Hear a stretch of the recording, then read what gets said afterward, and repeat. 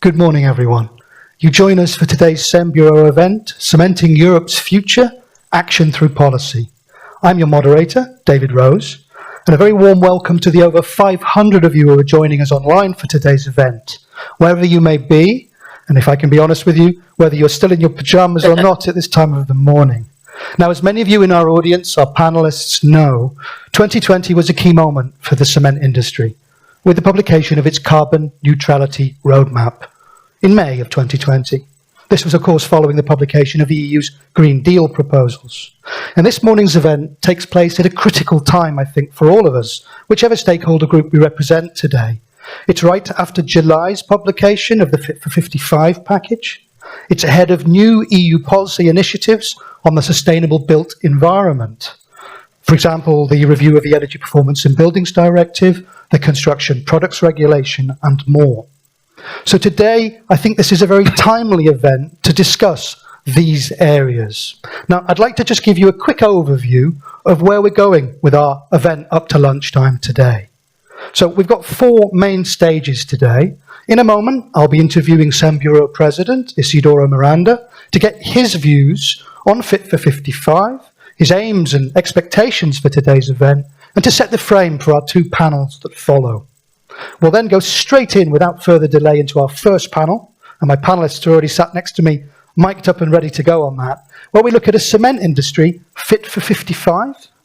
And I stress the question mark at the end of that, because clearly it's a joint endeavour between policymakers and industry itself. And I'm pleased to announce that we've got a full range of stakeholders on the panel, both from the European Commission, with two speakers, the European Parliament joining us virtually, as well as representatives from industry and academia, for a good broad-based debate on that topic.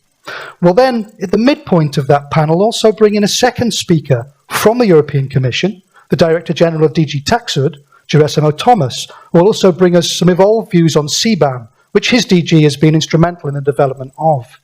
And then we'll then open up again to our panel for further discussion on this Fit for 55 topic. Then, I think we'll all be due a good break, so we'll have ourselves a nice 30-minute coffee break there. And then we'll dive straight into our second panel, taking a really deep look at the carbon-neutral built environment and the role that concrete has to play in that, both now and tomorrow and in the future, through to 2050. And then to wrap things up before lunch for everybody, whether it's lunch here with us or lunch at home with yourselves, we'll also have closing remarks from the SEM Bureau CEO, Koen. So, without further ado, I want to move over then and have a look at our first step today, the interview with SEM Bureau President Isidoro Miranda. Good morning, David. Good morning, Isidoro. Thanks very much for joining us, first of all. Thank you. If I can ask, where did you come from to see us today? Well, I came yesterday from Spain, from Madrid. Oh, from Madrid. Okay, I hope you had a good journey. Thank you. Wonderful. Now, I know, Isidoro, of course, you're SEM Bureau President, as I mentioned.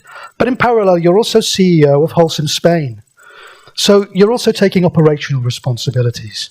And the first of my four questions is angled a little towards that, the operational side of things. Now, as you know, today's event, as I mentioned, brings together all of our key stakeholders in the debate. And what's the main message that you, as SEM Bureau President, but also CEO of Holcim, would like to put across to those stakeholder groups from a cement operational perspective? Well, thank you. And let me also thank the 500 people that are joining us today, and also the panelists that I'm sure are going to make a lively discussion. I mean, the main message is that the cement industry is on the move. I mean, many of us, we come from a long history of having the license to operate. It has always been the message, the footprint of the cement industry in local communities, etc., is important. In the 19th century and early 20th century, it was the economic growth. So the cement industry has a great impact in the rebuild of Europe after the Second World War II. And we start to see the environmental footprint, and we came to the conclusion of, if a cement industry wants to incarnate in the society, has to have the license to operate. This has evolved, and we started to realize that we have also a footprint in the carbon of the world.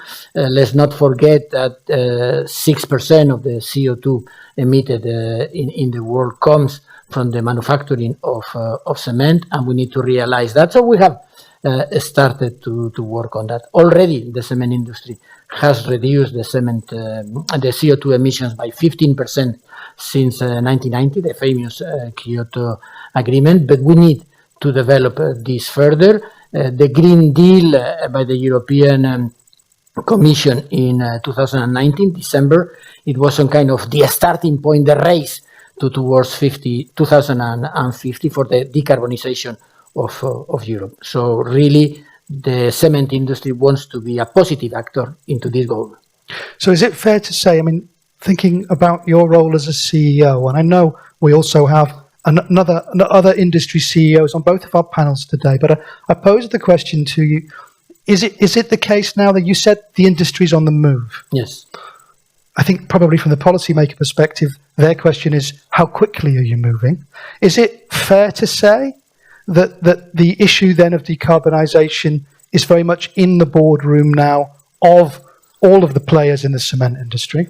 I think so. I mean, if you were to account the number of companies that are appointing members of the executive committee with the charge of sustainable responsibilities. I mean, as you know, my group, Holcim, has Magali Anderson appointed to the executive committee. Very soon you're going to be interviewing John Morris. The Heidelberg Group also has high responsibilities on this. Even himself, I know that he's very much taking care of this point. So no, it is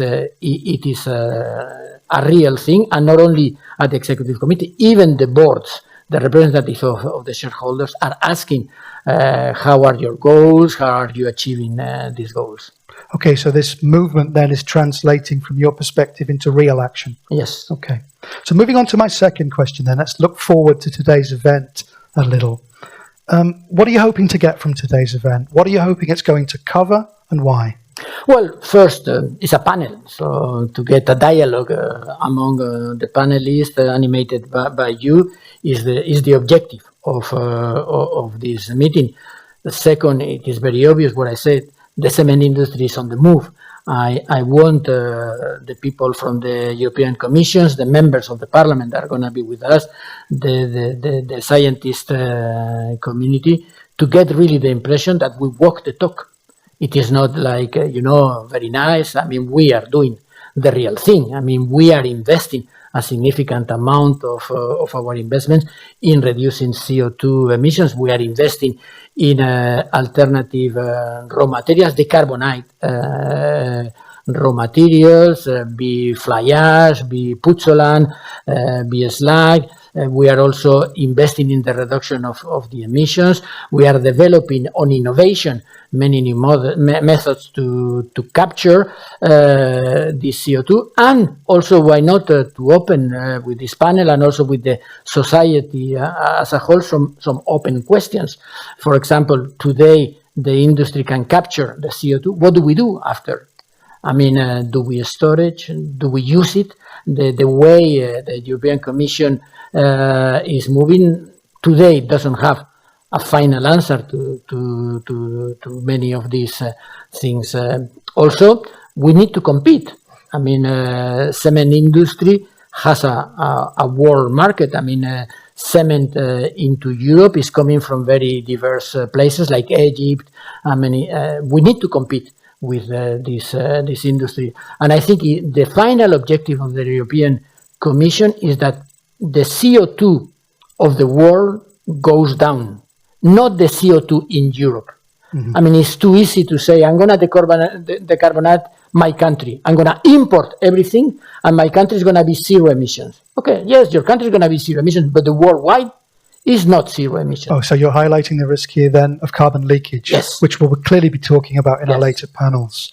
Now, indeed, it's the case. Obviously, we view Europe very often as an importer of material from third countries with higher carbon footprints, but European businesses are also exporters too. Yeah, indeed. Okay, moving on then to that Fit for 55 package. You've mentioned, obviously, the key role that the policymakers, the European Commission and others have in creating the right framework for your industry to be able to move forward, as you say, moving towards those decarbonisation goals. What is your view on the Commission's recently launched Fit for 55 package? Well, I think, as I have just mentioned, there is still a lot of work to do. But I must admit that the starting point is good. I think the European Commission has worked very hard, has listened to many industries, not only the cement industry, as you know, electricity, steel, aluminium, fertilizers are with cement, part of this CBAM and many other legal aspects. So I think the work was very complex. I think has been quite thoroughly done, but at the same time, it's a starting point.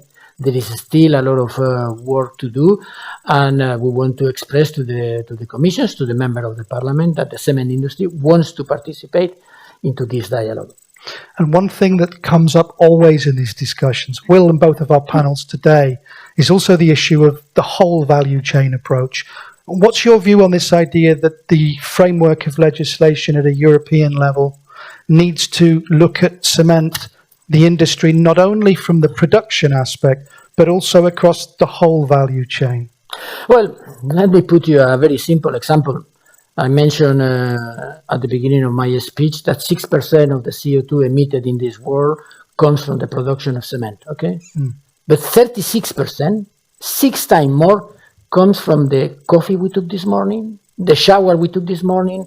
I mean, at the very end, when you make the whole analysis, yes, it is easy to talk to the 6% because it is me, it is John, it is, I mean, the cement plants, 200 cement plants in Europe. So you talk to 200 sites. When you talk to the European society, it becomes more complex. I mean, how you treat with them, how you motivate them. At the very end, they also vote. So watch out to what you ask them, because I need to be to continue my political life. It's just putting things into perspective. It is true that we, the cement industry, we want to participate, but it's not only clinker and cement, which is typically what we talk about. It's also concrete. It's also the construction, the efficiency of a house, how much material goes into the construction, how the house is being built.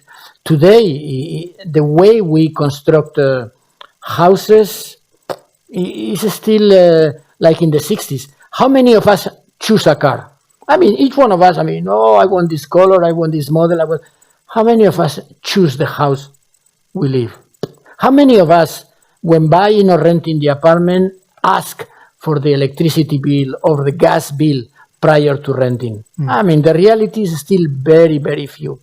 So I think the full value chain is fundamental for Europe really to achieve the goal of CO2 reduction. Indeed, we'll be talking on panel 2, Isidoro, about the circularity, obviously, of materials like concrete, and also the recarbonation issue as well, later in the life cycle. Okay, last question, just to wrap things up with you then, before we transition a little to our first panel. If there's one or two key things that you want, particularly policymakers, to take away from today's event, what would they be? Well, I said it at the beginning. We are on the move. Cement industry is willing to work with the European Commission, but let's not forget that the final goal is world CO2 reduction, not only Europe CO2 reduction. From that perspective, I think it is fair that we ask for a space of the cement industry in Europe. We give product to 10% of the European GDP. With our products, the houses, the road, the railways, the bridges, the tunnels are being built. The comfort of our European citizens is built with our products. We want to change the way we work. We want to reduce the CO2 of our plants. We want also to be seen as a circular economy, you mentioned.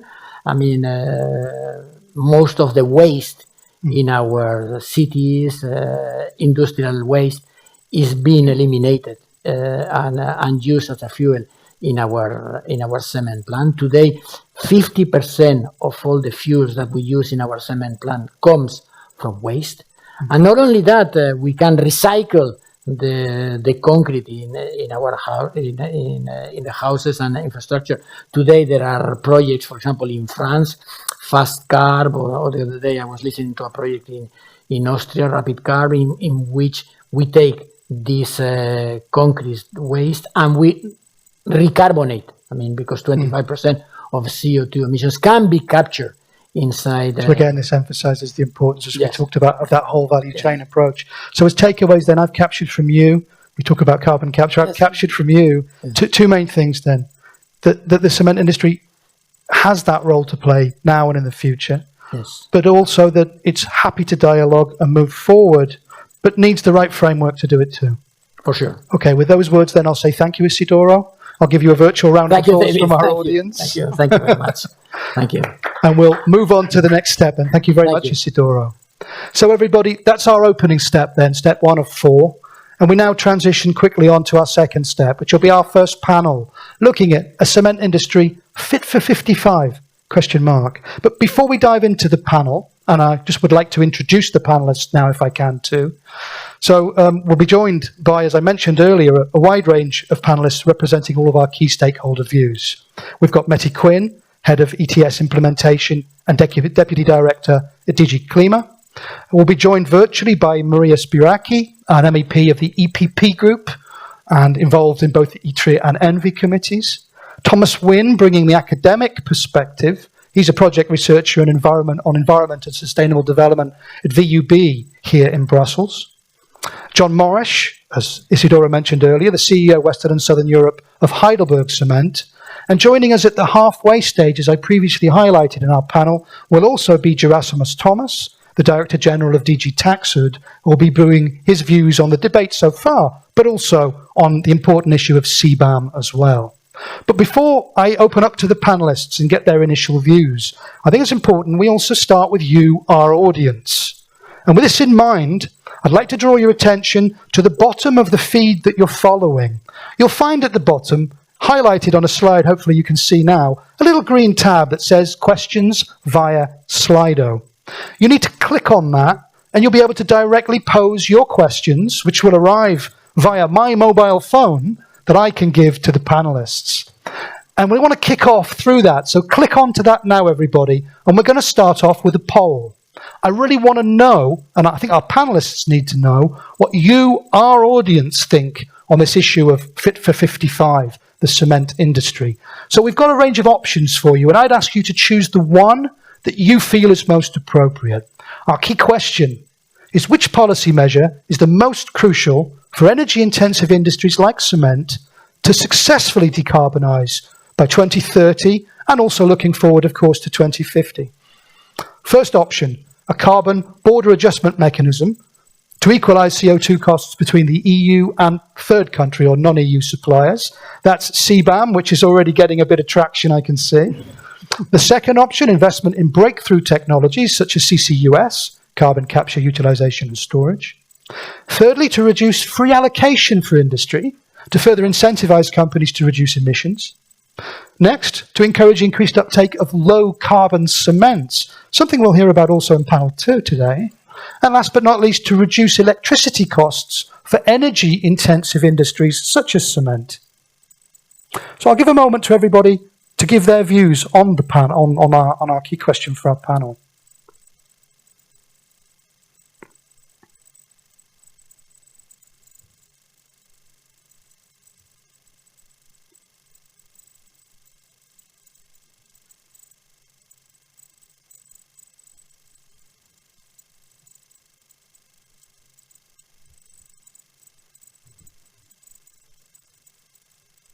I do find when we're looking at polls like this, it sometimes feels like election night on the news. As the results come in, I'm sure our MEP on the panel will also comment on that one later. Right, let's take 10 more seconds, everybody, just to get our views in from our audience, and then I'll capture a little bit what we've seen.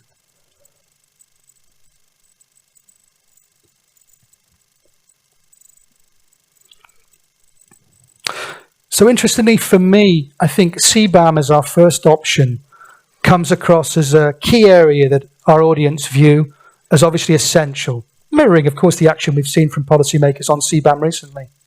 Coming in a close, almost joint second, but not quite, is the necessary investment, and I would argue probably also the framework for necessary investment, in technologies such as CCUS.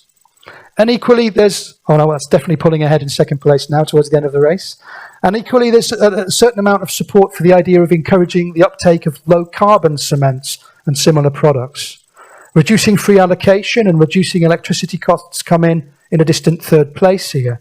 So I'd ask our panel, as they are, to take note of that and factor that into their initial comments. So thanks, audience, for giving your views on this. And I repeat what I said earlier, through the Slido tool, and you're listening to our speakers, if you already have questions from Isidoro's comments, please feel free to send your questions through, and I'll do my level best to pose them to our panels, both in our first and second panels today. So with that in mind then, and thinking about panels, let's move straight to our panel now. And it gives me great pleasure to introduce, as I have before, our different panelists. We're joined virtually by Maria Spiraki. Maria, good morning.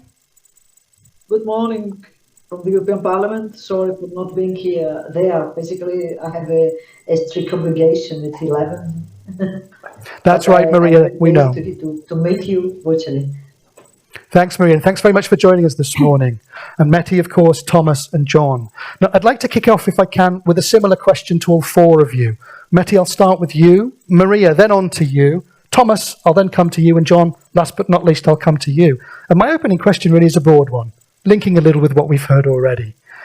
From the Commission side, obviously you've presented a very ambitious legislative package in Fit for 55 to decarbonise the economy, the European economy. What points for you are the most crucial in achieving this, in really delivering the, not promising, but delivering the emissions reductions and subsequently carbon neutrality in an energy-intensive industry like, for example, cement? Yes, thank you, and thank you for inviting me to this interesting panel today. Well, I would like to go back briefly to the overall objective, the European climate law that our leaders agreed to in spring this year. So we have put in law that we must decarbonize by 2050, and in order to achieve that, we must reach a 55% reduction of greenhouse gases already in 2030. So it's a huge challenge, and our analysis shows, and I think this is an important point, that all sectors of the economy must contribute. But not all sectors have the same potential and the same cost associated, so therefore there are going to be very different pathways for that. So we have now proposed 13 interconnected legislative proposals to deliver this target. And the package aimed to make EU fit for 55, as you said yourself, in a fair, in a cost-efficient and in a competitive manner. So we are combining policy, different policy pricing instruments, targets, taxes, standards and support measures for all of this. I think one of our most important instruments is the emission trading, which we have seen has delivered emission reductions. And here we are adding new sectors. We're proposing maritime transport, the fuels that we use for road transport and for buildings also to be included. I think that's very important. It will cover more than 75% of the emissions in the emission trading.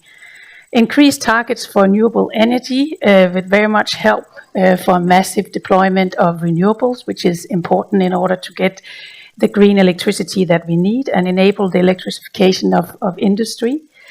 And then we are going to combine it with the revenues, mainly from the emission trading system, to promote innovation more strongly and also to build solidarity with those vulnerable groups that are going to be most affected by this. So we will set up a new social climate fund, which will have 72 billion euros to support the most vulnerable households in the whole renovation of buildings and also for transports. And then we will have a doubling of the innovation fund.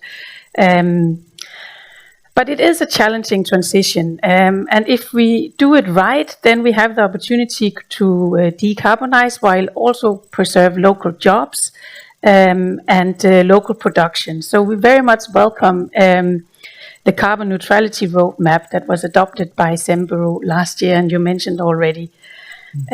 What we need are transition pathways, and I'm very happy to see that Semburo is working also in the high-level energy-intensive group that is hosted by DG Grow on this, and then coming back to the ETS.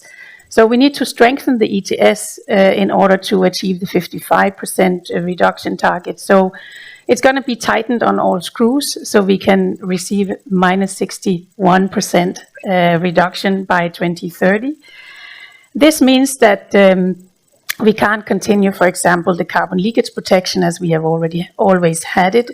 We have proposed an alternative carbon leakage protection mechanism that we call the Carbon Border Adjustment Mechanism, or the CBAM. And that is going to create a level playing field for domestic production and imports into the EU. It's going to enter into force in 2023 as a pilot phase, and then we will have a very long phase-in from 2026 to 25 in a prudent, gradual and predictable way, so there's room for businesses and for countries to have legal certainty of what's going to come. And cement is, of course, one of the sectors under the CBAM. So free allocation will remain unchanged until 2025, and this has just been put out earlier in the summer. But then in order to avoid a double compensation for carbon leakage, we are going to gradually phase out free allocation until 2035, so over a 10-year period for those sectors that are going to be affected by the CBAM or included in the CBAM. So we are not going to have double carbon leakage protection. What I will want to say here at the end is that carbon pricing is very important to stimulate decarbonization, but it's not enough to drive the investment needed. So we have realized that we need also significant support mechanism, and the innovation fund that was set up for phase 4 is already a huge success. And this is going to be increased, as I said, and fund first deployment of low carbon technologies, but it will also have a totally new instrument that we call carbon contract for difference. And all the details of that are not set out, but indeed it's going to ensure that there is a fixed price for investors when investing in new low carbon or carbon neutral products. So I think this is going to be very important. So climate policies are very important, but of course climate policy are never so important that they're going to deindustrialize Europe. With the Fit for 55 package, we aim to strike the right balance between achieving our ambitious climate objective while also providing the conditions for industry to adapt and to strive. Okay, thanks very much. Thanks indeed, Mette. And I think the comments you've made are interesting ones, which I know we'll pick up later in the panel in relation to the investment framework that's being put forward to facilitate innovation in areas like carbon capture, utilization and storage that we heard about from Isidoro. And also, I think the interesting thing for many is that phase of CBAM where we go from piloting to implementation, which I'm sure will form part of our discussions as we go on. So thank you. Maria, now bringing you in virtually, I'd like to hand the floor over to you with a similar question that I posed to Mette and I will to the others. So what points do you view, or which point or points do you view as most critical in delivering and really delivering, and not just on paper, but in reality, on the emission reductions that are in Fit for 55 as a package, as an ambition, for an energy-intensive industry like cement? Thank you for the question. According to my opinion, the key issue is investing in innovation and, of course, following the implementation of such innovation. We need, according to my opinion, brave political decisions in order to redirect the funds in the EU level and also in national level. And of course, it is important to address all the many great ideas which never became, by the end of the day, products and services in the EU. And by saying this, in the specific sector of cement, the first sector, the first item we have to invest is the carbon capture storage and the carbon capture usage.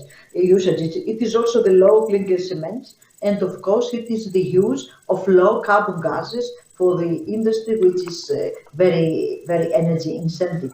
We need, according to my opinion, targeted funding in order to have a speed up of our decarbonization of industry.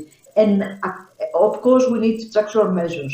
And by saying this, it is obvious that the previous mentioned social fund for climate, which is provided by the Fit for 55, will not fill the gap that will be created to the necessary shift of heating these houses with alternative fuels and mainly electricity. So we need to leverage funding coming from MFF, coming from RRF, coming from national budget, and of course the private sector in the direction of deep upgrading the public and private buildings, in the direction of, allow me to say, deep renovation. In the Parliament, we have already set up a lot of measures asking the Commission to take them on board in the new directive. And it is also important to take into account that we need legislative measures. And by saying this, I will go right now to the so-called CBAM. It is the Carbon Border Adjustment Mechanism. And let me to be very, very clear. Until the Carbon Border Adjustment Mechanism, the CBAM, is fully implemented and in compatibility with the World Trade Organization, the emissions allowance granted to the European heavy industry should not be withdrawn. I can understand that we have to avoid overlapping, but in this regard, on the other hand, we have to overview, we have to monitor the full implementation of the agreement based on CBAM. Otherwise, we risk the destabilization of our continent, of the EU, without benefiting the environment. And I would like to explain that this approach is already written to the text of the IMI report that the Parliament has adopted with the vast majority in the plenary. So it is important to take it into consideration when the legislative proposal will come from the Commission, and at the same time it is important to take it into consideration in the Council's decision. So we have to take into account the reality of the cement sector. We have to facilitate the sector in order to increase the production of so-called green products. At the same time, we have to increase the public acceptance of CCS. And if you want, I can elaborate further on this issue, because we have a lot of best practices, starting with the way that Norway is behaving on this issue. And of course, we have to facilitate all the innovative ideas. Okay, thanks very much, Maria. I note particularly, and Matti, this is something I'll ask you to come back on after we've heard from Thomas and John too, Maria's comments about CBAM and about that implementation phase. So thanks, Maria. Now, Thomas, I'll come straight on to you, just moving forward with our initial views then. We've heard already from a policymaker perspective, with Matti outlining the broad framework and thinking. We've heard from Maria an alternative view on CBAM and the need, obviously, for implementation and timelines. And what's your view in respect to my broad question about we want to deliver emissions? That's the joint plan. That's the road that the cement industry, as we heard from Isidoro, is moving on. But what do you see as key in making that a reality and a feasible reality? Yeah, first of all, I want to congratulate the Commission with Fit for 55 a package. Due to COVID, I didn't have the time to do that in person, but well, thank you for organizing this. It's not about 55 in the end. It is about achieving net zero by 2050 at the latest. And is the Fit for 55 fit for net zero? I think it is. It's a major step forward. Ambition levels have been increased. Protection mechanisms have finally been built in, and we heard CBAM, and we see an increase in necessary funding for radical innovation in industry. Also, that package is looking across value chains. Other sectors are more strongly involved now than they were before. I think in particular of buildings and the transport industry, or maritime and shipping and so on. I do think we're not there yet. 2030 is going to be crucial. And we see in the cement industry crucial projects, in particular in relation with carbon capture and storage, being piloted, being demonstrated. That this is the decade that they need to prove themselves, that they need to be there, they need to work, because if they don't, we have a big issue to achieve net zero by 2050. That's one thing. And the second element, of course, is, we heard it, 200 cement plants in Europe. They're not all located in the same place. They're also not located in large industrial clusters. They're located close to limestone quarries, for instance. So infrastructure is going to be key. If CCS is your main or one of your main instruments or technologies to get there, you also need the infrastructure to get your CO2 out of your site or to utilize it somewhere else. So that's going to be the big question there. If we look at the history of industrial revolutions across Europe, even let's say after the Second World War, the golden 60s, why were they so golden? Because we provided the infrastructure, the logistics, the airport, the railroads, and so on for our economy to develop. So that's a big question that is still out there and that will need to be addressed. The second part, and then I'll stop, is about standards. It's a pet topic for me. There's something magical that happened. The most closed computer company with proprietary technology is going to use the USB-C plug. That's Apple computers. They're finally going to get rid of the proprietary cables you need. And why is that? It's because the European Commission is saying we want a single charger. And that's how powerful the EU and its standards are. And I think we should start thinking about that more also when it comes to basic materials in construction industry. Currently, the standards we use, I think they're also mostly nationally decided, are far too conservative, and they are stifling innovation in construction industry. That's something that needs to be tackled. If you as a company are going to develop an alternative cement or alternative concrete, you need to have a market for it. And if the standards prevent you to access that market, it will never be established. I'm with you. We'll get on also to procurement standards later as well, possibly in that mix. And also, Thomas, a question, because one, and I'm interested in your view here as a researcher on this topic before we move to John very briefly. One of the key things that often comes up when we talk, I mean, Mehdi mentioned 13 as the magic number in Fit for 55. Unfortunately, unlucky in some countries, but not in others. It's 16, of course. Depends where you live. But Thomas, I know you have a view on this idea of, with such a complex package, one issue that always comes to my mind, and I don't think I'm the only one, is the issue of coordination. Would you have a quick view on that? Yeah, we've seen in other industrial sectors that action plans, sector-wide action plans, value chain-wide action plans are being considered or implemented. Think of a steel action plan. I think that with these serious bottlenecks we see with regard to infrastructure, financing, deployment of crucial technologies, standards across the value chain, I'm not even talking about the circular economy because there is also a big gap there. You will need a cross-sectoral from cement to concrete to the building industry to the end of life action plan to deal with let's say the impact of the industry on climate, on emissions, on material use, but also to allow for the industry to grow into innovation, to grow into more value added, into other business models. So you're saying then, if I've understood, we have an opportunity here to help with implementation, real implementation for a full value chain, coordinated action plan, linking up all of those key aspects that you've mentioned. Without that, we won't get to net zero. No. Okay, well, I'll be interested to hear Maria and Mehdi, and of course, John on that. John, you've been waiting patiently. Over to you now. Same broad question then. Ambitious package. Obviously, cement industry is a partner to that, but what do you see as the most critical or key points in making it really happen? Thanks, David. Just to join in from the first three panelists that have made their comments, I won't repeat many of the comments, but from an operator's point of view, from an industry point of view, broadly we welcome the Fit for 55 package and the framework that that introduces, and in particular because it is multi-sector. So I think that is positive.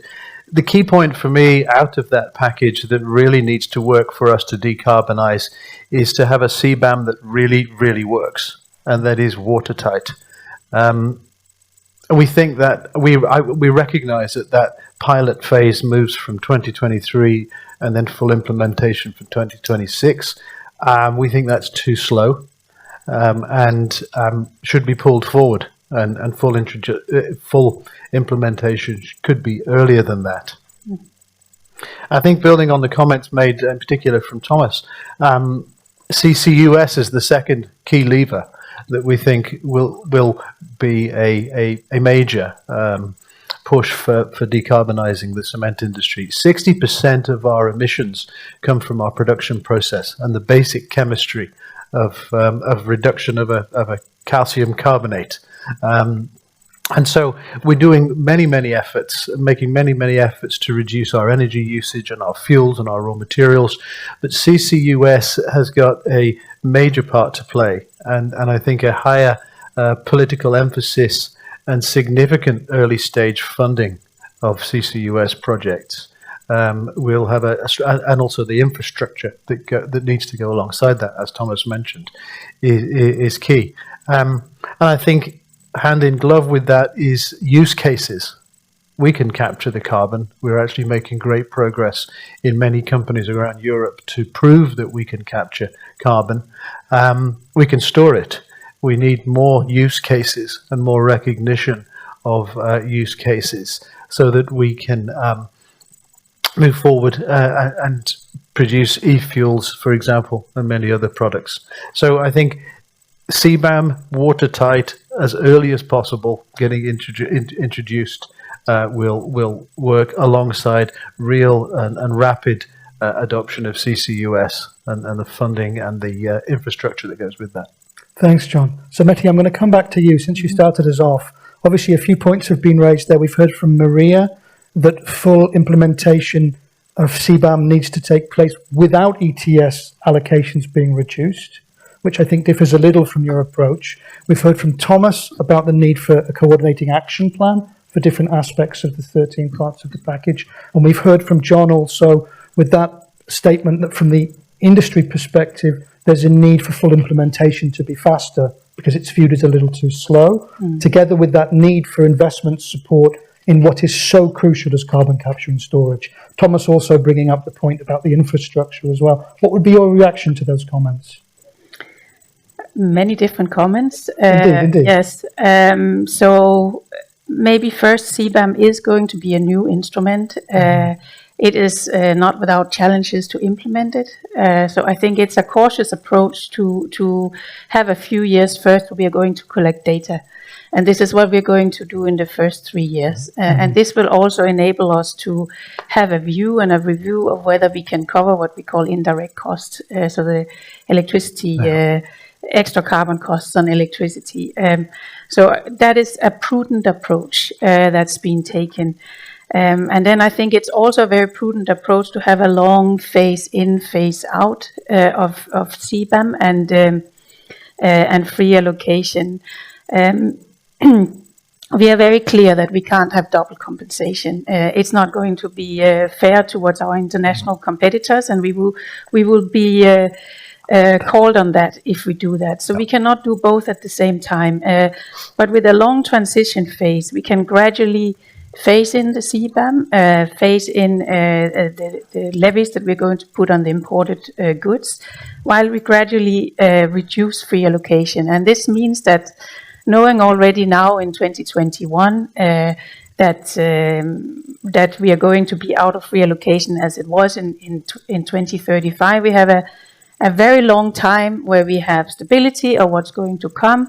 We have clear overview of what the policy is, and I think that's going to be very helpful for industry to invest and to know what's going to come. So about creating some investment certainty as well. Yeah. Okay, well, I'll open that up now, that issue of CBAM. I'd like to focus a little on CBAM, if I can now. And Maria, I'd like to bring you in with any further comments you might have on CBAM, and then, of course, Thomas and John as well. First of all, it is important to hearing from the Commission that the phase-out period will be long. It is also important to have the proper data in order to understand how our competitors are behaving. And of course, it is important to monitor the implementation of the agreement. According to my opinion, these are the three pillars.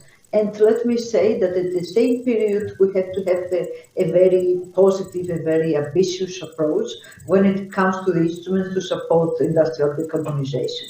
At the same time, with the implementation of CBAM, with the period of transition, we have to facilitate the installation of infrastructure of CCS and CCU, especially when we have some kind of best practices across the EU and outside the EU. As I have already mentioned, it was the Norway example that we have to follow, the Norway path that we have to follow in order to facilitate the establishment of CCS and CCU infrastructure in the industrial cluster, and in order to start working with our citizens to increase public acceptance and to address their concern. By staying on CBAM, I would like also to say that we need a very clear approach coming from the part of the World Trade Organization. We need a lot of details. We don't have enough here in the Parliament in order to understand how finally this kind of mechanism will work. It is one of the questions that we have to address. And also, we have to understand that we need also to take a view on all the parameters that they are related with CBAM. Let me say that it is important to understand that we have also the parameter of the exports of our cement industry. In this regard, we don't have to put the cart before the horse, and we don't have to let the ambition overtake our sense of good timing. For example, we have to consider on the issue of export rebates when it comes to our industry at the period we are implementing the CBAM legislation. Okay, thanks, Maria. I'll note that last point as well about export rebates, which is something we also want to touch upon. So, Thomas, John, any views on what we've heard so far with CBAM, particularly on CBAM? And is it in its current form, from your side, Thomas, is it fit for purpose? What about the inclusion of indirect emissions, which is not planned until the full phase in? And what about the issue of export rebates as well? Well, it's finally here. Been discussed and proposed and informally proposed for almost 20 years. I think Billie Eilish wasn't born the first time this was proposed. But the perfect is the enemy of the good here. I think it's a bold step that has been taken by putting a proposal on the table. I'm personally surprised by the diplomatic impact it has had. We see countries that were not really into climate policy going to, let's say, similar types of system, carbon taxation. So it shows again the strength of the European Union. We have an instrument, now we're going to protect our industry. You create a level playing field, or you deal with the border adjustment measure. Of course, it's not perfect. And indeed, the indirect emissions are of, let's say, the current lack of adjustment there are of major concern, in particular because we have some electro-intensive industries that are going to be part of the ETS, part of the CBAM, but also that we see that most energy-intensive industries will move to electrification one way or the other, direct, indirect, even electrification of CCS. So that's something that has to be dealt with for sure, one way or the other.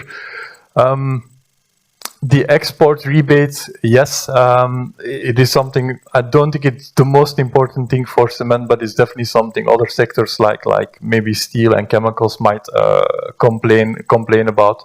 And my final point is that I think it is really smart the way the reduction of free allocation is constructed in the proposal, with reducing free allocation if you're covered by CBAM, but the free allocation will be auctioned, will lead to extra budget for radical breakthrough technologies like CCS, with a preference given for the sectors that are going to be more exposed, well, let's say, receive less free allowance. I think that makes perfect sense to do it in that sense. But we heard from John earlier the comment that the implementation timeline from his perspective is too long. It's too slow, I think was your precise words, John. What would your view on that be, Thomas? You like the design of it, I recognise that, but what about that timeline?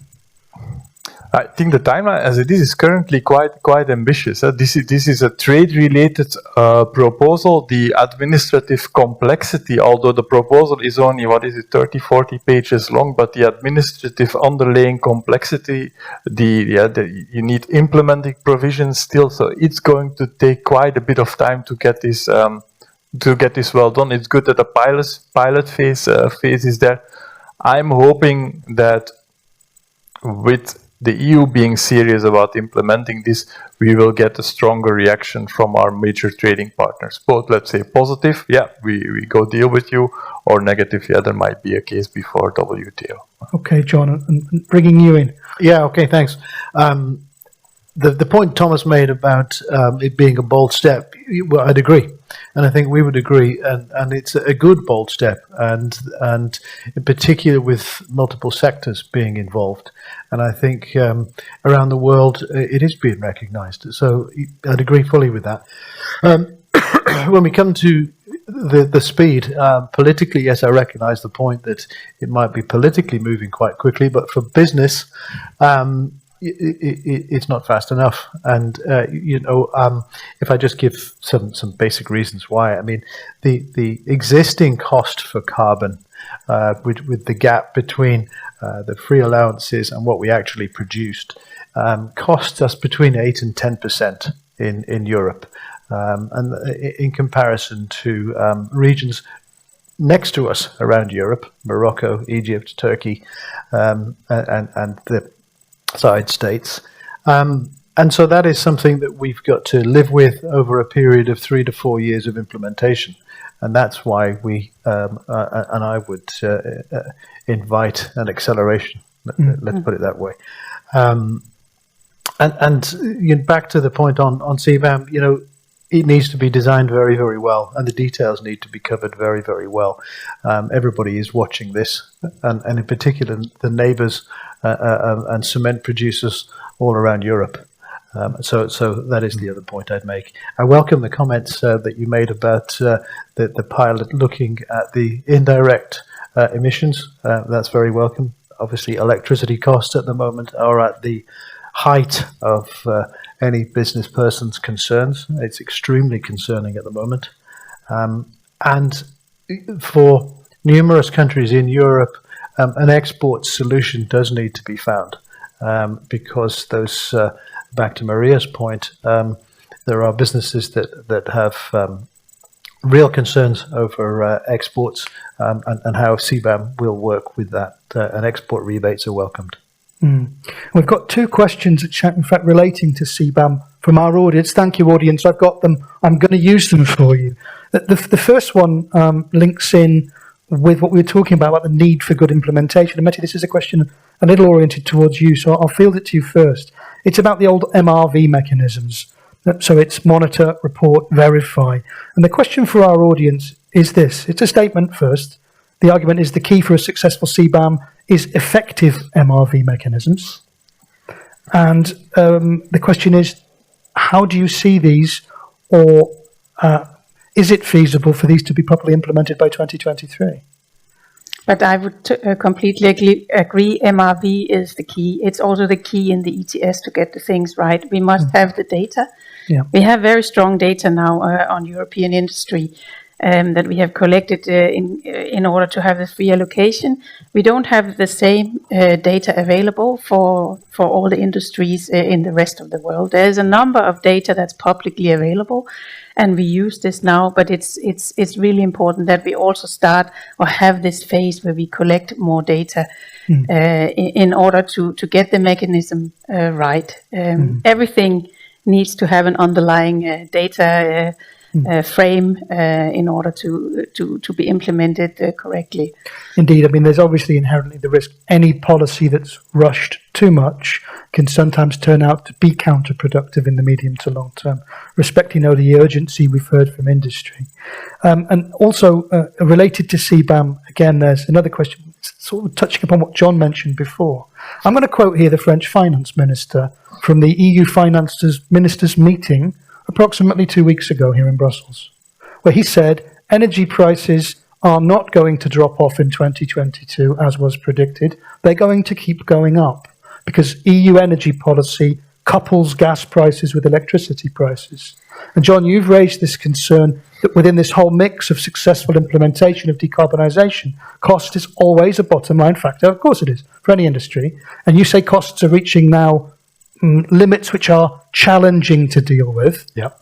And if we then factor in further costs of this nature, so the question coming from the audience, and again, Mehdi, this is to you, but Maria, I'll pass it on to you as well, is does the Commission have any plans to help mitigate such rising energy prices as a means of also recognising the effect they can have on industry through this whole decarbonisation pathway? Yeah, the Commission is looking very much at this right now, and there are two different questions. There's a long-term issue and there's a short-term issue. Well, can we focus first on the short term, perhaps? Okay, because I think the long-term issue is very important too, but I'll happily take that afterwards. In the short term, we have high electricity prices, we have high gas prices. It's a global phenomenon. It's not something that's created in Europe. Yes, we have also a lot of policies in place already, so governments can support households and can support businesses in this respect. We have the recovery funds. We have the Next Generation EU.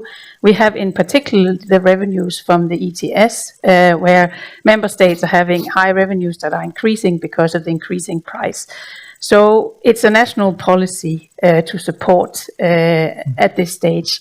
But what the Commission is also looking at is to come up next week with a communication on what support tools that we could see implemented. But it's mainly something that will have to be implemented in national policies. Okay, so next week there will actually be a communication on this topic. Yeah. You also mentioned long term. It would be remiss of me not to let you also mention that. Yes, because I think that's the whole point, or the big point, is that with the decarbonization we will be much less vulnerable to international fluctuations in the prices. So for us, it's really to decarbonize the energy system, renewable energy, scaling up of that, building the infrastructure that we need in order to move it around Europe.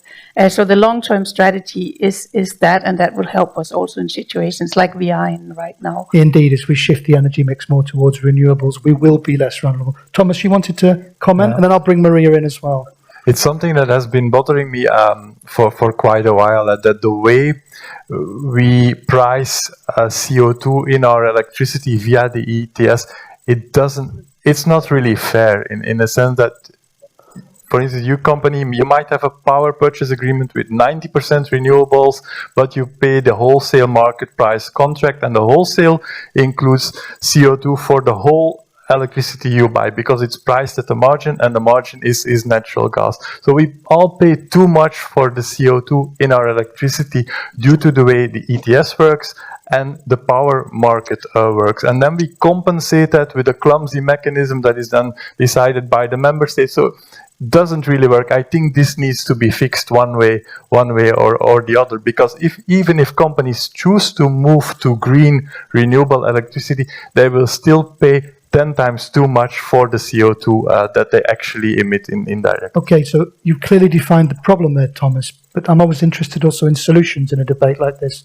So having identified that as an issue, what would your solution be? One solution would be to not make the power producers, the plants, responsible for the emissions, but the consumers or the entities delivering the electricity to the final consumer, so that you are priced for what you use and what you emit, not what the market determines at the margin.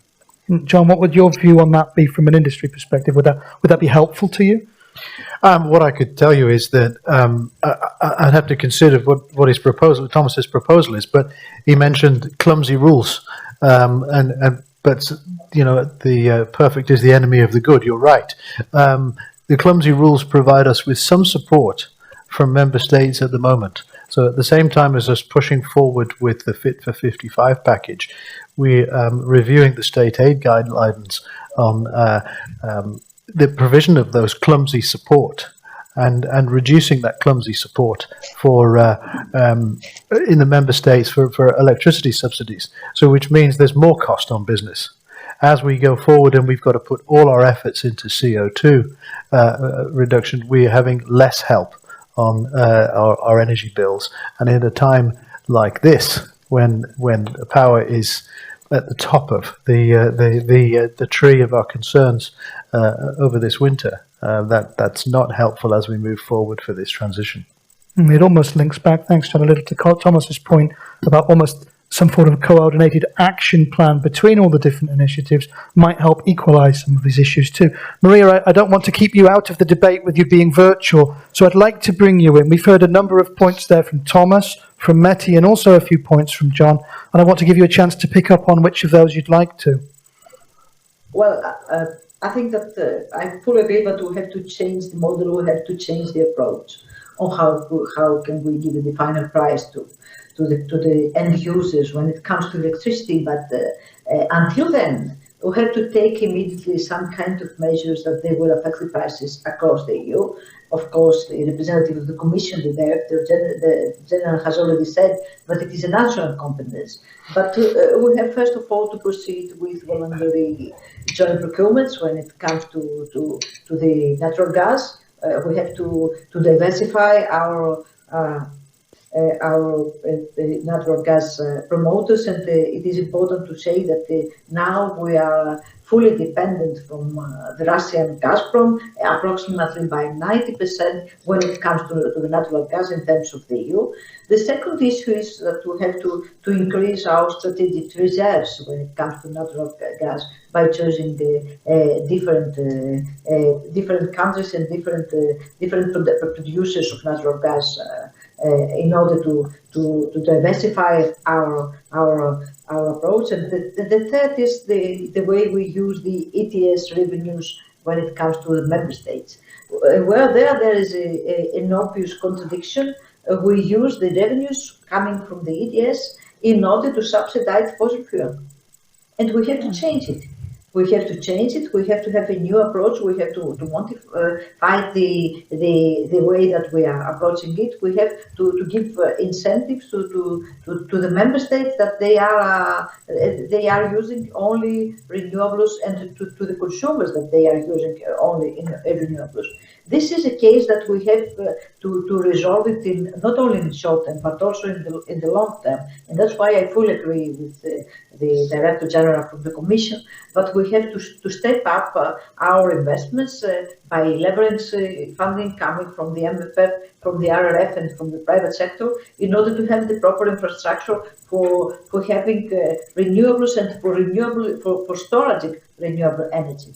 We lost a lot of time since 2015 when we declare and when we start working on the legislative framework of energy union. Now we face the challenges coming from Russia first, from Putin, and also the challenges coming from the V scheme of the way that the market is responding to the new situation after the pandemic. But we have to speed up and to proceed with new infrastructure when it comes to the green energy. We have to have also the infrastructures that they are hydrogen ready in order to bridge the gap between the period that we are now fully dependent from the fossil fuels, and by 2030 we will phase out the fossil fuel. And we have also to say that one of the priorities we have to work upon is the energy storage, the green energy storage, and the way that we will facilitate the decarbonization of our heavily dependent industries from the fossil fuels. Thanks very much, Maria. Now, I want to move us on slightly now away from the points we've raised on CBAM and pick up another one of the threads that came up in our initial interventions and also from Isidoro's opening comments, looking at ETS and technological innovation that you mentioned as well, Meti. And we've got this issue of the EU Innovation Fund. You mentioned the carbon contracts for difference as well. I'd like to ask you, Meti, can you tell us a little bit more about this increase in the EU Innovation Fund, which I think is obviously of huge relevance to the cement industry when they're looking at these investments and developments of carbon capture, storage and utilization. And what are these carbon contracts for difference, and what difference are they going to make? Yeah. So the Innovation Fund has been very successful so far. It's had its first call for big projects, and they are going to be announced here in a couple of weeks' time, very soon. And then there will be a second call coming also this autumn for 1.5 billion euros. So another big call. There was a huge oversubscription. The second call is going to have an easier evaluation method, so they should be faster to go through. I think that is clear. That has been a success. CCS, CCU is an area where funding can be given. So definitely projects relevant for the cement industry can be funded here. What we have seen, and I think also in the cement sector, is that already there have been low carbon cement being produced in certain cement places in the country. I know very well.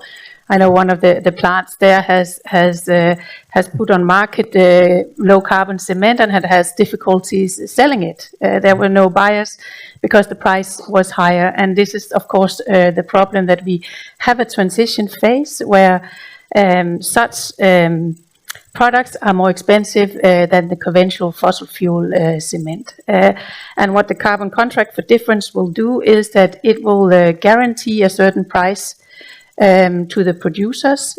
So it will be possible for investors to have a clear overview of the revenues that you're going to generate from producing the low carbon steel. And I think we need that. We have seen similar for renewables when they were at the stage where they were very expensive in the beginning, and until the costs come down of producing this, you need to have such a support scheme. And this is what we're going to introduce via the Innovation Fund and the carbon contract for difference. Thanks, Betty. I'm going to go straight to you on this, John, because I can see you're giving me that. David, I want to come in here. So, look, we've heard the EU Innovation Fund. It's got a second call coming up as well, to the order of 1.5 billion. The carbon contracts for difference are supposed to give a guaranteed price. A bit of context I want to bring in. If I understand correctly, am I right in saying that CCUS is about 40+% of your emission reduction capability as an industry? Yeah, it is, yeah. Yeah. So what's your view on this idea of the carbon contracts for difference and the fund, the increased fund? Do you think that's going to mitigate for you in the short term? Well, I think we know a little bit about the Innovation Fund already. I don't know a lot about the carbon contracts for difference, but I'm listening very carefully to what Mette said, because we really are very interested to learn more and understand how the details work on carbon contracts for difference. You're right. Many companies in Semburo and around Europe are very able to produce low carbon cements and concretes, and are actively promoting them in the marketplace, but with small success at the moment. And one of the things that is a side topic to what you've asked, but we should recognize the purchasing power of member state governments, that in infrastructure and in concrete and our materials, that they have huge indirect power on being able to turn the markets. And it does go back to your point on standards as well. But back to Innovation Fund and carbon contracts for difference, very much welcome more information on the carbon contracts for difference and how that will help the transition. On the Innovation Fund, it's the definition of success with the first round. I think it was 19 times oversubscribed, which sort of could also say there's not enough money in it. And I heard yesterday that there aren't many carbon capture CCS projects being allocated. Often it has been said in the past that CCUS should be the last resort. And in a sector like cement, where 60% of the emissions are chemistry and then the process, and there's a 10-year, 8-year lead time to putting in such projects, we really need to get on with it now for carbon neutrality to be achieved by 2050. So I would say on the Innovation Fund, we welcome that there's a doubling of the funds, but we're very nervous that those funds will not go to the big long-term CCUS projects. I can tell you from me personally in our company, we've got 3 significant projects that we want to put forward in Eastern Europe in this next round, and we are very nervous that there won't be the money there. So that's my comments on both of those points. Okay, I'm going to bring this one back to our policymakers, and then Thomas, I'll bring it to you. So Meti first, and then Maria, and then Thomas on this. So we've heard, okay, on the one side, the Innovation Fund is welcomed. The carbon contracts for difference, if their intention, if we've understood correctly, is guaranteeing a price for those low carbon products to give that certainty to industry that they can invest in producing those and have a guaranteed market for them. But what, from your side, what steps has the Commission already taken, and what other steps may it have in mind to really facilitate a real takeoff of carbon capture and storage and utilisation projects? Because we've just heard from John that he's fearful that in reality these projects won't be able to go forward in the way Thomas has mentioned they urgently need to. This needs to be the decade that technology is proven. Well, this is not an area where I'm working on very much because I'm in climate policy as such, and it's more over in the industrial area. But there are certain groups set up already, and there's also an industry group to work on roadmaps for this and work on how to take it forward. With the Innovation Fund being doubled, it's clear that the next calls, because this is going to be a fund until 2030, the next calls are going to come very, very close together or be much, much bigger. So I think you can expect a lot more funding in the Innovation Fund. And also with the easier application or evaluation process, a lot of the projects that were not funded in the first call should have an opportunity to really fast get through in the second call already. But it's only 1 billion, 1.5 billion. But we have to see if we have a fund of 47 billion or even more if the ETS price goes up, then there will be very big calls in the coming years. Okay. And just on that, I understood that the budget is spread equally over 7 years, the Innovation Fund, and I question whether that should be more front-loaded to as there are that backlog, if you like, of large-scale long-term projects, and that might be a better use of that early-stage funding or pulling it forward to the earlier years. Linked with what you said earlier about that interim period, particularly when CBAM is piloted and then implemented. So you feel that front loading, and how heavy do you mean by front loading? Are you talking about 2/3 in the earliest phase, a third later, or half and something half? Like that. I just think there are a lot of significant projects either now or in the next 2 years that industry has responded well to the signals, and they're there and waiting to go. And if we expect to see results by 2030, 2035, that decisions need to be made in the next 2 years. Okay, so a clear call there for front-loading some of those funds to facilitate a quick and rapid takeoff of something that needs a certain time frame to improve as a technology. Exactly. Okay, well, we've touched upon, obviously, the broader issue of Fit for 55, CBAM, ETS allocation, technological innovation. Maria, I just want to bring you in before you leave us at a certain point, and just get a few sort of views from you on this, what we've heard. We've heard a few messages there from the industry side about, obviously, timelines and urgency of action. We've heard from Meti's side about the plans that the Commission have to facilitate takeoff of key technologies such as carbon capture, storage and utilisation. What views would you add on that particular thing before we move on? Well, if I may, I would give some kind of topics. If you can hear me, I would really like to give some kind of topics by leaving this very, very interesting exchange of views. I would like to say that we have to stick on how shall we speed up the deployment of the innovative technologies in order to facilitate our industry to become greener, and in order to facilitate our production to address the 55 package and to address the Paris Agreement and the climate law targets that we have already set up in the Parliament with the initiative of the Commission. And one of the issues that we have to address is the front loading of funding. It is important to have enough funding in order to facilitate the industry to adapt. And this is the one issue. The second issue is that when it comes to cement sector, we all agree that CCS and CCU are very critical, are the catalyst of transforming the way that this industry is emitting. And in this regard, I insist on how can we increase the public acceptance of such kind of technology, and at the same time on how shall we fast adapt these best practices that we have available in Norway or elsewhere within EU.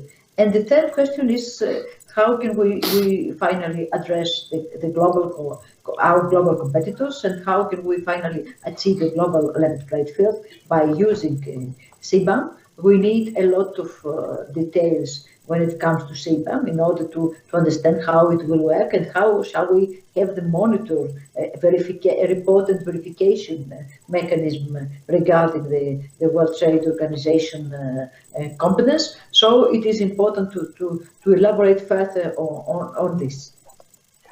Okay, thanks very much, Maria. If I can just clarify with you as well, Maria, are you leaving us now, or you'll be staying with us for a little longer? If I may, I would like to leave now because my item is in the agenda. We are discussing the Okay, Maria, well, I'd like to take this opportunity then, if I can. So I have to leave, sorry. Indeed, well, I'd like to take this opportunity on behalf of SEM Bureau and our fellow panelists to thank you for joining us. I wish you a pleasant rest of your day and week, and thanks very much for your contribution to the debate. Thank you, Maria. Thank you. Thank you for having me. Thank you very much for this interesting debate. Thank you. Right, well, having touched upon some of our key issues so far, we've reached that halfway point, more or less, in our first panel, looking at this idea of a cement industry fit for 55. And we've now reached that point that I announced earlier, where we'd like to bring in also another view from the European Commission here. It gives me great pleasure to warmly welcome Gerasimo Thomas, the Director General of DG Taxud, who's now going to share with us a brief keynote to give us some insights from his perspective on the whole topic of this panel. And then Gerasimo will also be joining us on the panel to continue our debate through to our break at 11 o'clock. So Gerasimo, it's with great pleasure I give the floor to you. Thank you very much. Thank you, David. And I apologize I was not here earlier on to listen to the full discussion on the first panel, but it seems it has been interesting and focusing on how to accelerate, let's say, the movement to new technologies, which is important. I think SEM Bureau has been very supportive on the carbon neutrality roadmap. Already in 2020, you published this roadmap, your own roadmap, with the journey towards 2050, and this is the approach that we would like to have from our partners, not to challenge the goals, which is pretty evident to the population and to the industry, but try to see what is the most efficient way to get there.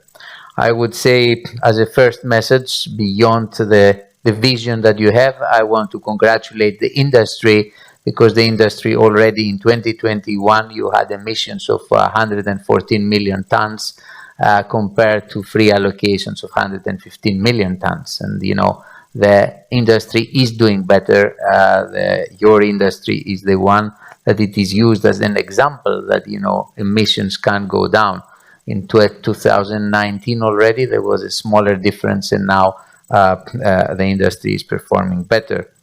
I also want to underline, I don't know if this was mentioned in the beginning of the panel, but how do we look at your industry in the wider frame? I mean, it's very important. Your products are very important for energy transition and for our goals to 2030. Between the Next Generation EU and the Multi-Annual Financial Framework 2021-2027, the EU will spend about 1.8 trillion, of which at least 30%, so 550 billion, over €500 million on the 7-year period, will be spent in climate mainstreaming actions. And in most of them, what you produce is fundamental. Only under the RRF, 249 billion will be spent in, and this is fairly short term. We include the preliminary estimation of the renovation wave that will be financed by RRF in the national plans, includes 35 million buildings in renovation, you know, in the next 3 years. So it is not only fundamental, your sector, from, the aspect of reducing emissions. It is fundamental, in the role that what you produce will play, the products that you will that you make to support construction activities that are very much needed in our energy efficiency drive. And therefore, the question that we have to ask ourselves, is the past, a good, guide for the future? Is the performance of the industry in the past and, let's say, the carbon leakage trends that we have observed in the past a good guide for the future? We will need cement is an area where we have, for the moment in Europe, very relatively little international trade compared to other sectors, and the needs for the products, the demand for the products, and the structuring of the industry around this big renovation wave will put a variety of pressure on the sector. And I think we will have to see how what are the impact of these new trends. In our view, carbon leakage will become a bigger problem in the future, precisely because of the acceleration that we have in demand for the products and the speed by which we will need the sector needs to react and deliver. And that's why I think we look very carefully at the sector. It's a good performing sector. It's one of the best performing in the area of greenhouse gas emission reduction. But I think there will be strains in the next years. And that's why the dialogue with the sector is very important for us in order to make sure that we anticipate issues. Now, the reason you asked me to come here is primarily to discuss, what will be, the impact of the carbon border adjustment mechanisms. I think Maria explained probably in some detail earlier on what are the impact of the ETS strengthening and ETS reform in reducing free emissions, free allowances. This is a necessity. If we want to move from 40+% to 55%, there is contribution asked across the board from all sectors of the economy, and therefore all the industrial sectors, energy intensive sectors have to contribute. So the ETS reform will, let's say, provide its own impact on the reduction of free allowances. What we have decided to do with the carbon border adjustment mechanism is to probably a little bit contrary to the other components of the Fit for 55 package, we decided to, in a certain way, backload the measure. We start with the application of the carbon border adjustment mechanism in 2026. We have a 3-year transition period by which we collect data in order to make sure that the industry adapts, that our measurements are correct, that we have the instruments to put an administrative mechanism that it is proportionate, not very heavy, and therefore the industry that adapts already to the ETS strengthening also has the time to absorb the changes that come to the carbon border adjustment mechanism. So, we have these 3 years to work together with the industry, the cement industry, the steel industry, the aluminum industry, the fertilizers.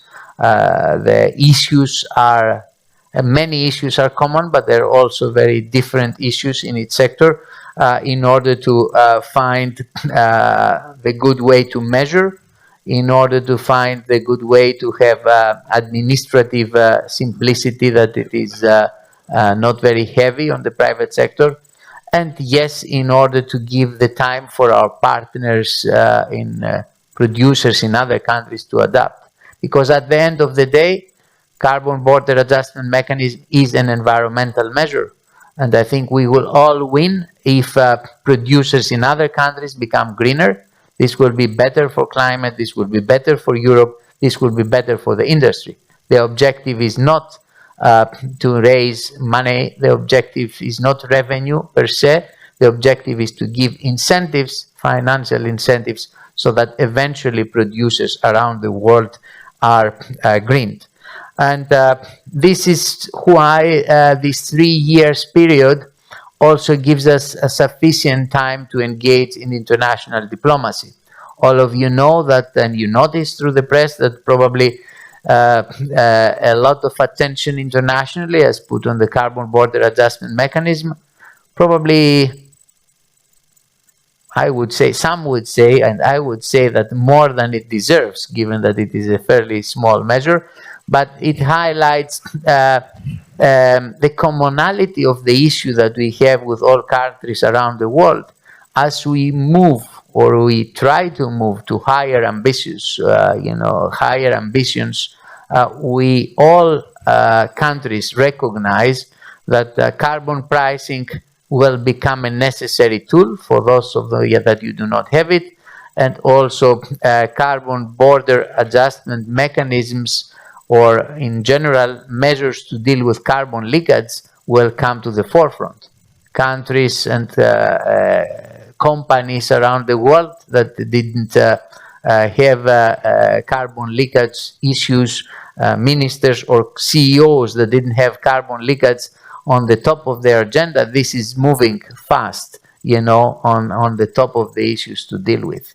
And this, the next 3 years give us the time to engage in international diplomacy as EU, always making sure that we comply with our WTO obligations, but at the same time engaging through multilateral institutions, through the G20, the G7, and potentially through a carbon club, to make sure that what we do in Europe serves as a good basis for action in other countries around the world.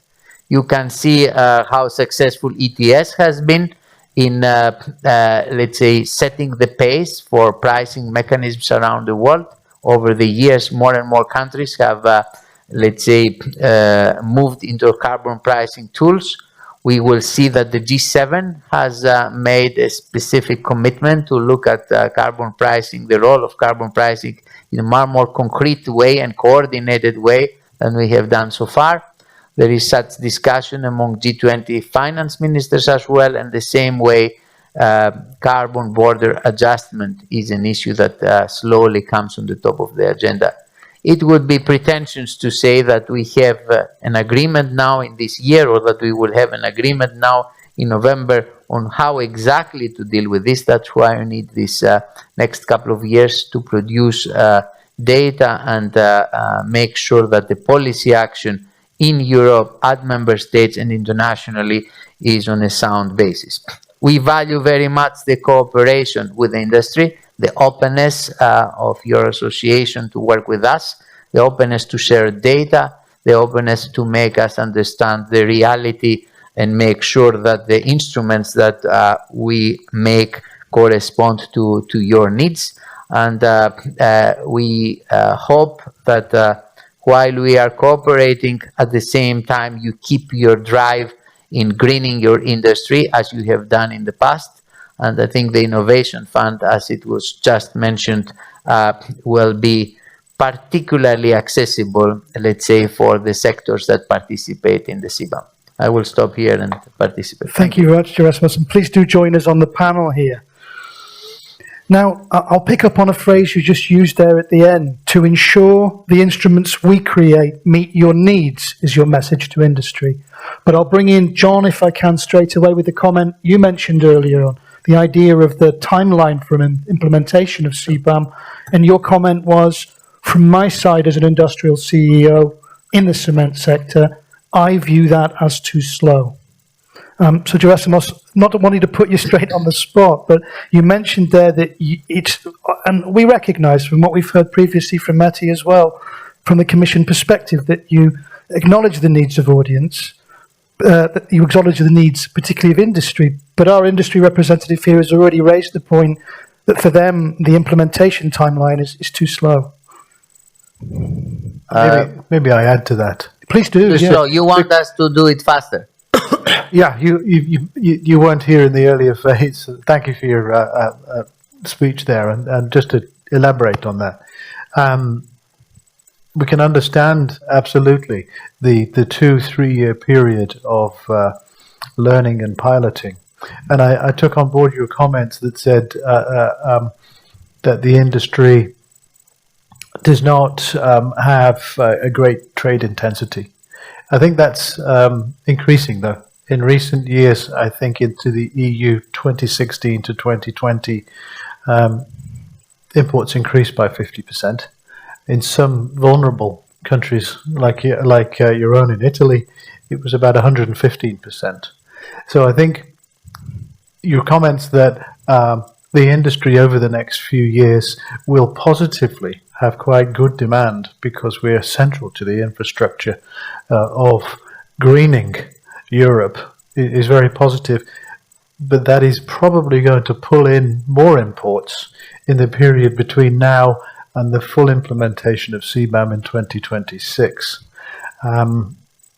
And our cost structure from CO2 and indirect CO2 through the electricity costs means that leaves us vulnerable for the following 4 years. So my basic point was we very much welcome actually the Fit for 55 package and the number of measures that interlock high carbon price, ETS reform, introduction of CBAM, a very bold measure across a number of sectors and a big signal around the world very positively.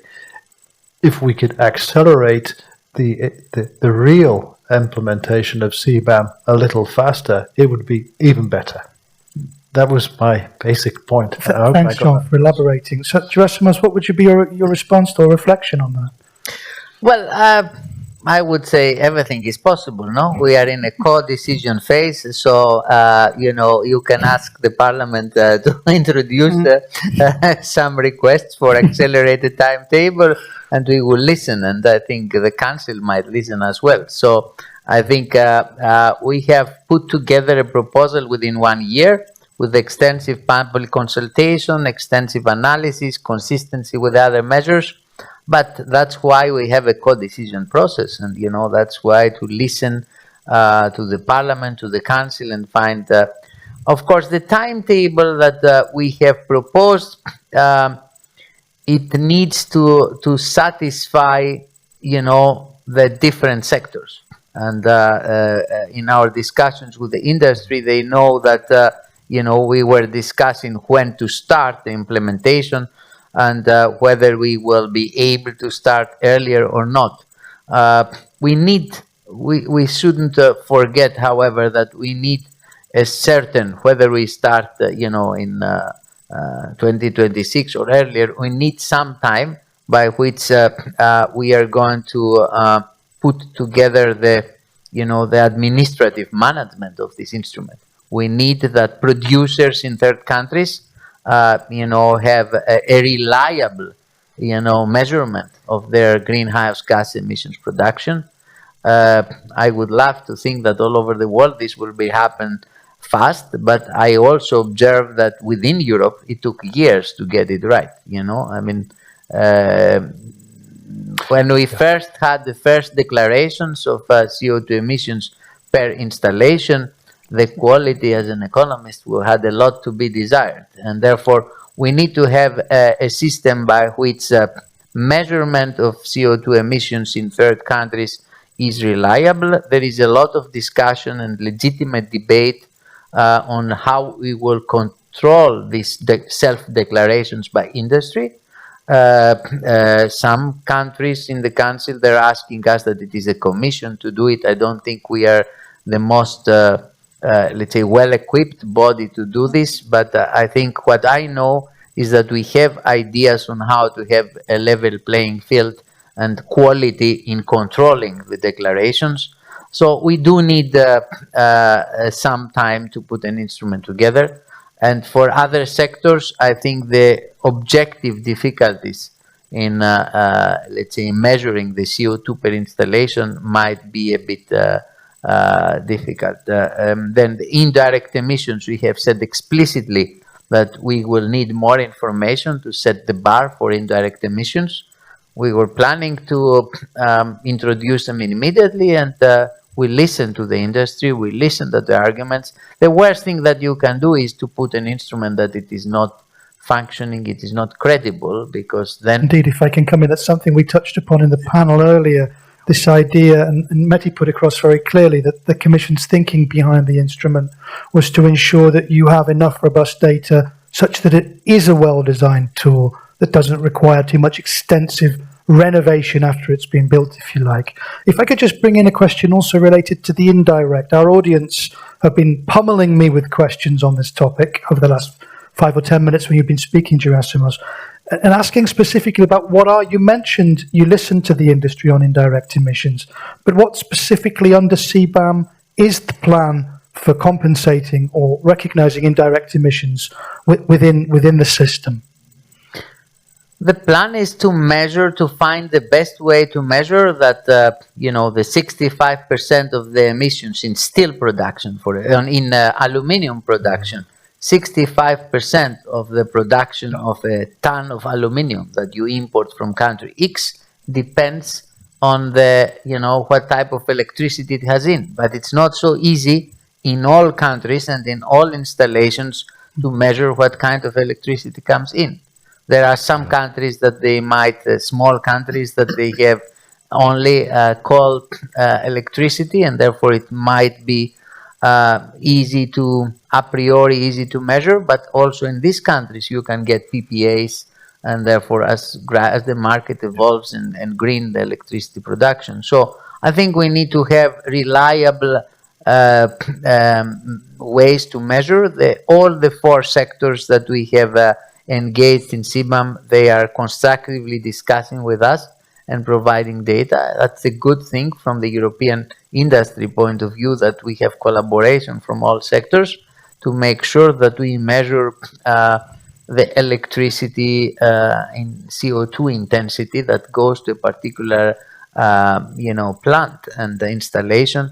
This is not easy because the way electricity market works for the moment is not particularly adjusted to do this. There are estimations, and we will expand with them together with the industry. I'm confident that by 2025 we will have a mutually accepted methodology, and by that time I think also the industry that will more and more industry and sectors will understand that it is to their benefit to be within CBAM than without CBAM. Okay, thanks, Gerasimos. Thomas, I want to bring you in now, if I can, just for some reflections on what you've heard from Gerasimos and the debate as it's evolved. Indeed, I think we might be underestimating the complexity, both the diplomatic, the technical, MRV complexity of CBAM. We have the experience under the emissions trading system. I can understand that the cement industry wants it to move faster.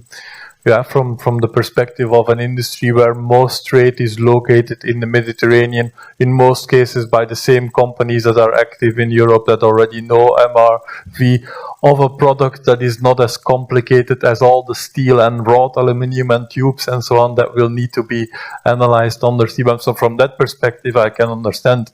I think if there is one sector that could move faster in CBAM, is going to be cement. For steel, aluminium, definitely also with the indirects, is going to be much more difficult. Okay, thanks. So I've got a couple of questions now coming in from the audience that I want to raise. This is perhaps for anyone that wants to pick it up, but particularly for the Commission as well. Someone's raised the question of not quite alternative, but complementary to CBAM. Mehdi, you talked earlier about this integrated package, obviously, of many different policy initiatives. Thomas, you raised the idea of almost the need maybe for a coordinating action plan between them for an industry like cement. And we've got someone in our audience asking here for me a very pertinent question.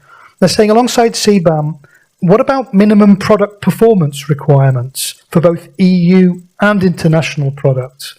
Because we're talking here on the one side, obviously, about CBAM, but what about this idea of product performance requirements?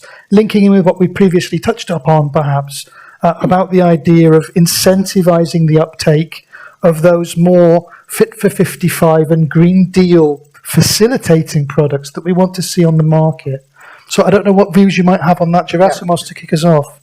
I think it is an important point, and thank you for this question, because it let us clarify a part of the CBAM that is not in the public discussion. So the instrument, it has our proposal has a very important simplicity on it.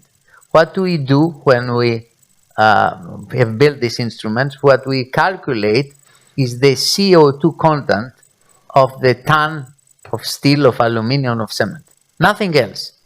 And therefore, by looking at the bare reality of the CO2 content, indirectly, we look at the measures that make, and we are actually indifferent on the measures that, make this CO2 low or high.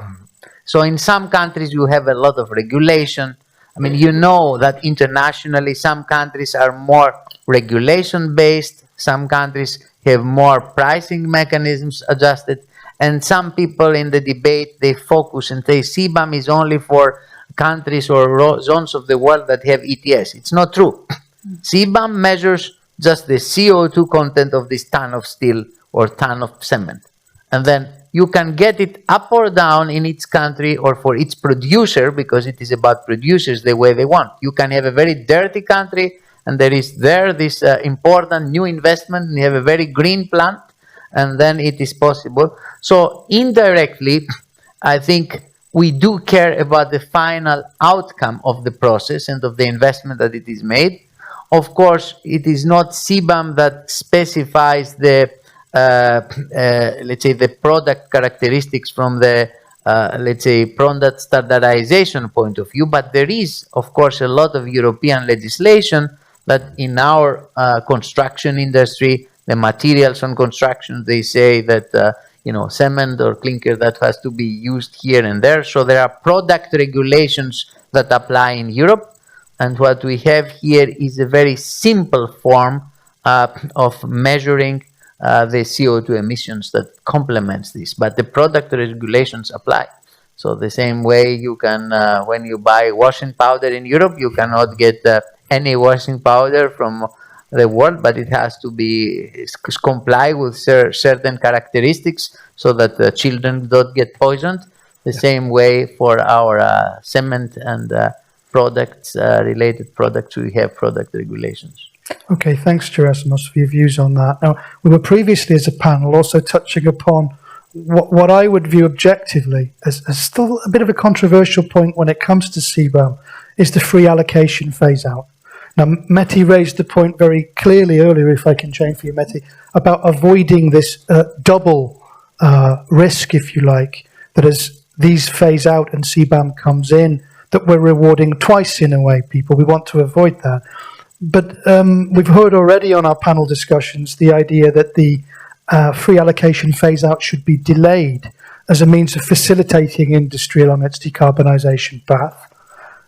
Because we've got that gap period before CBAM is fully implemented. What's your view on timing of free allocation phase out? I heard in your speech you mentioned you see it as essential, but in terms of the actual time itself, what would be your view?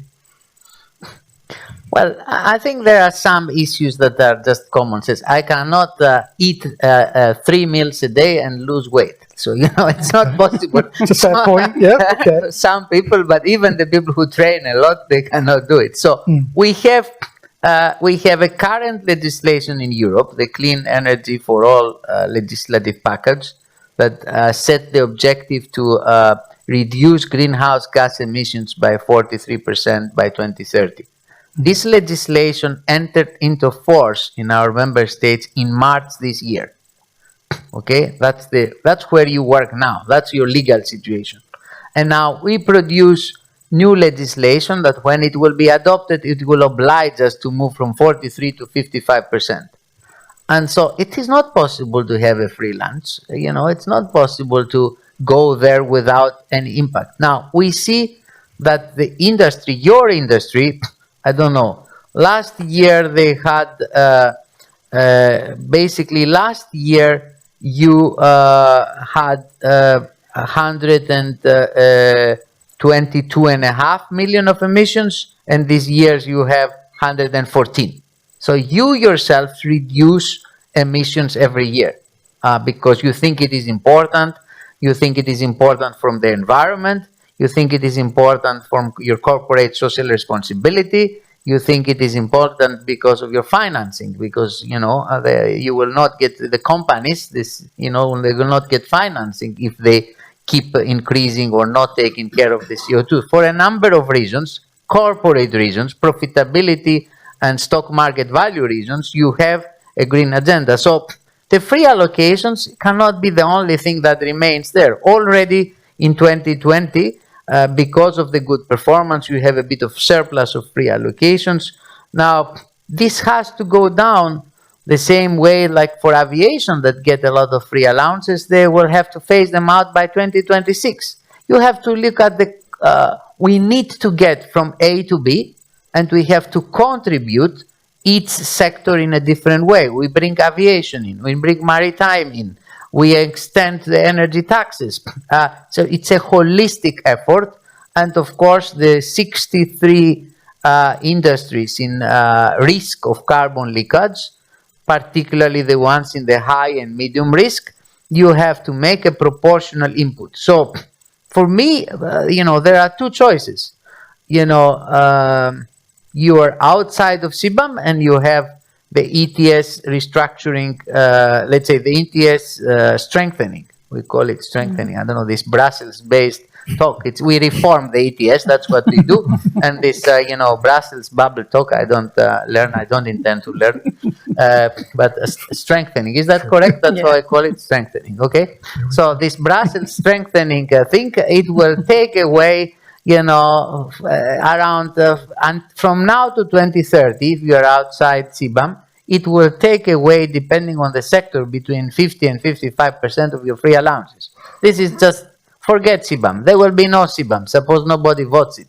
You have to deal with this reality. You will lose more than half your free allowances.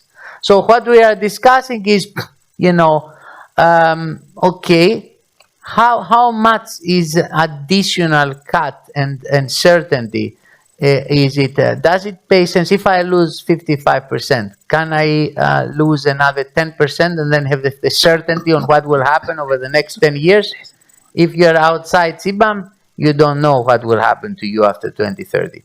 And, that's because we are not able, let's say, to provide yet. But we might, of course, we will be looking at this. We cannot calculate, we cannot make the right calculation. So I think each company, I am discussing also with companies, the difference is not only sectors. For each company, you have to make its own calculations. I already have companies that they want to do it faster. I don't think you represent the whole sector with your views, but there are companies who want to do it faster. I have sectors that they come to us and they bring more CN codes and say, well, you have included this, we have to have more into CBAM. And I think also we have sectors that they want to get in before 2030. And therefore, I think it is an engagement, and that's why I spend the time not to convince you, but to tell you, just sit down and do the maths. And then we will see there are objective areas with complicated supply chain. It's not your case, but it's a mind-boggling if you have, in some companies or products in the chemical sector, things move from Europe to the UK, to Singapore, to Asia, to come back. And so the calculation and the administrative costs of the CO2, that is a very important issue. You are industry, and therefore any instrument that has compliance costs, excessive compliance costs, it has to be hardly questioned. I also deal with taxes. I want things that are simple. If you have a 30% compliance tax on a tax measure, it's not worth having, because you have a lot of burden for the companies. So sit down, do your maths, and then I think we will. We need some. We can shorten the transition period, but we need to make sure that things work out. Okay.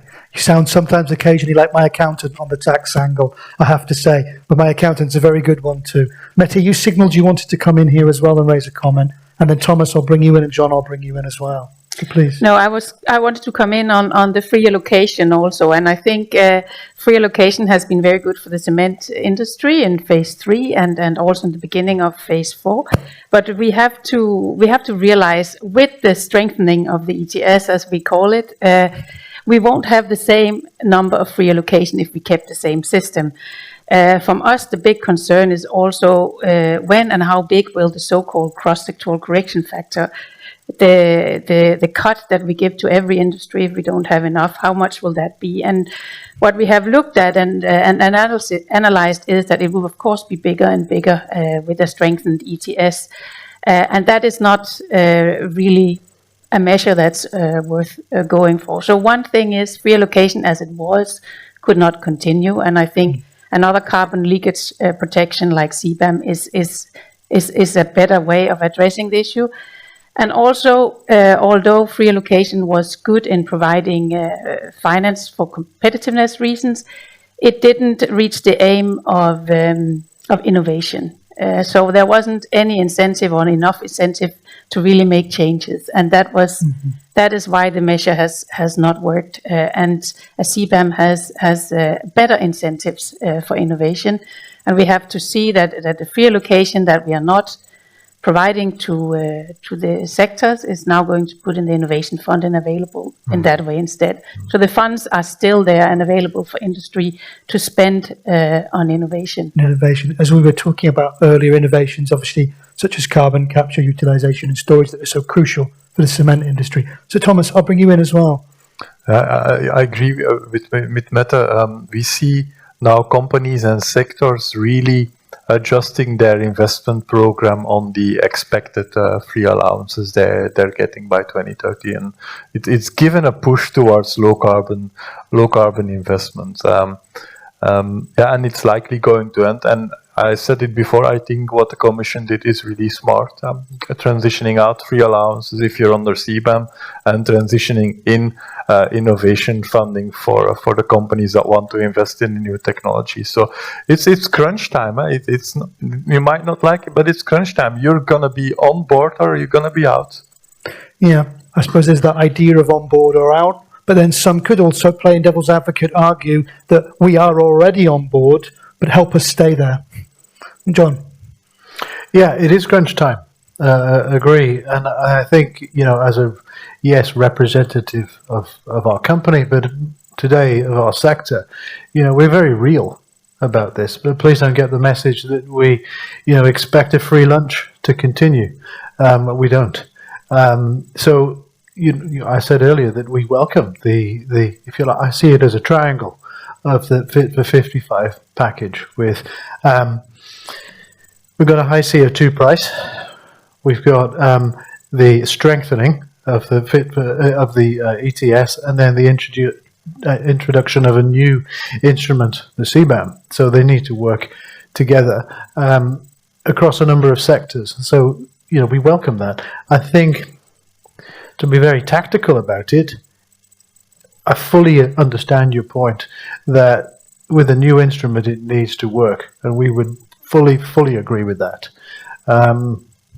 We're simply, I suppose, requesting some urgency to get to that point. And in terms of the introduction, it would be good to see CBAM introduced a little earlier, free allowances start to reduce a little later, and then that would both assist us operationally. If I talk back to the real risk that is happening today, tomorrow, of imports from our neighboring countries. Remember, cement does not compete with Chinese chemicals. It competes with Moroccan, Egyptian, Algerian, and Turkish cement right next door. So operationally, it would help. But I would say more broadly, the swifter that we can get certainty about how CBAM will be introduced and ETS strengthening be implemented. So the sooner we can get certainty, that will help all of our companies.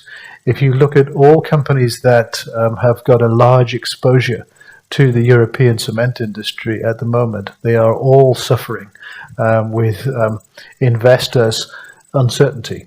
They're all suffering. So the sooner we can get to real certainty on how the proposed package of 12 white papers, I think they are, get fully endorsed and implemented, that will help our investor presentations and our shareholders. So you have an operational need for the implementation period to be done as a little earlier, and reduction of free allowances a little later, and the more strategic investor-based focused, more certainty quicker is really needed for companies. Okay. I mean, I thank you for your comment. I like very much your presentation of the triangle, because at the end of the day, the instrument, the package that we have is a complicated package that Fit for 55. But I think there is a fundamental triangle that underpins it. And we have a market-based instruments, we have regulation, and we have some tax, very little tax measures. But, and I tell people, if you don't like the market-based, the core of our package is market-based, ETS strengthening, ETS extension. If you don't get enough market-based intervention, you will have more regulation. And I think the beauty of the package is that we have a significant part of the effort delivered through market-based instruments. This helps us work with the private sector and gives you, puts you in the driving seat to look at your investments, to have a contribution to that, the way that it is more efficient for you. So I hear very much the message. I also hear the message that you want to do it faster. I think the dephasing between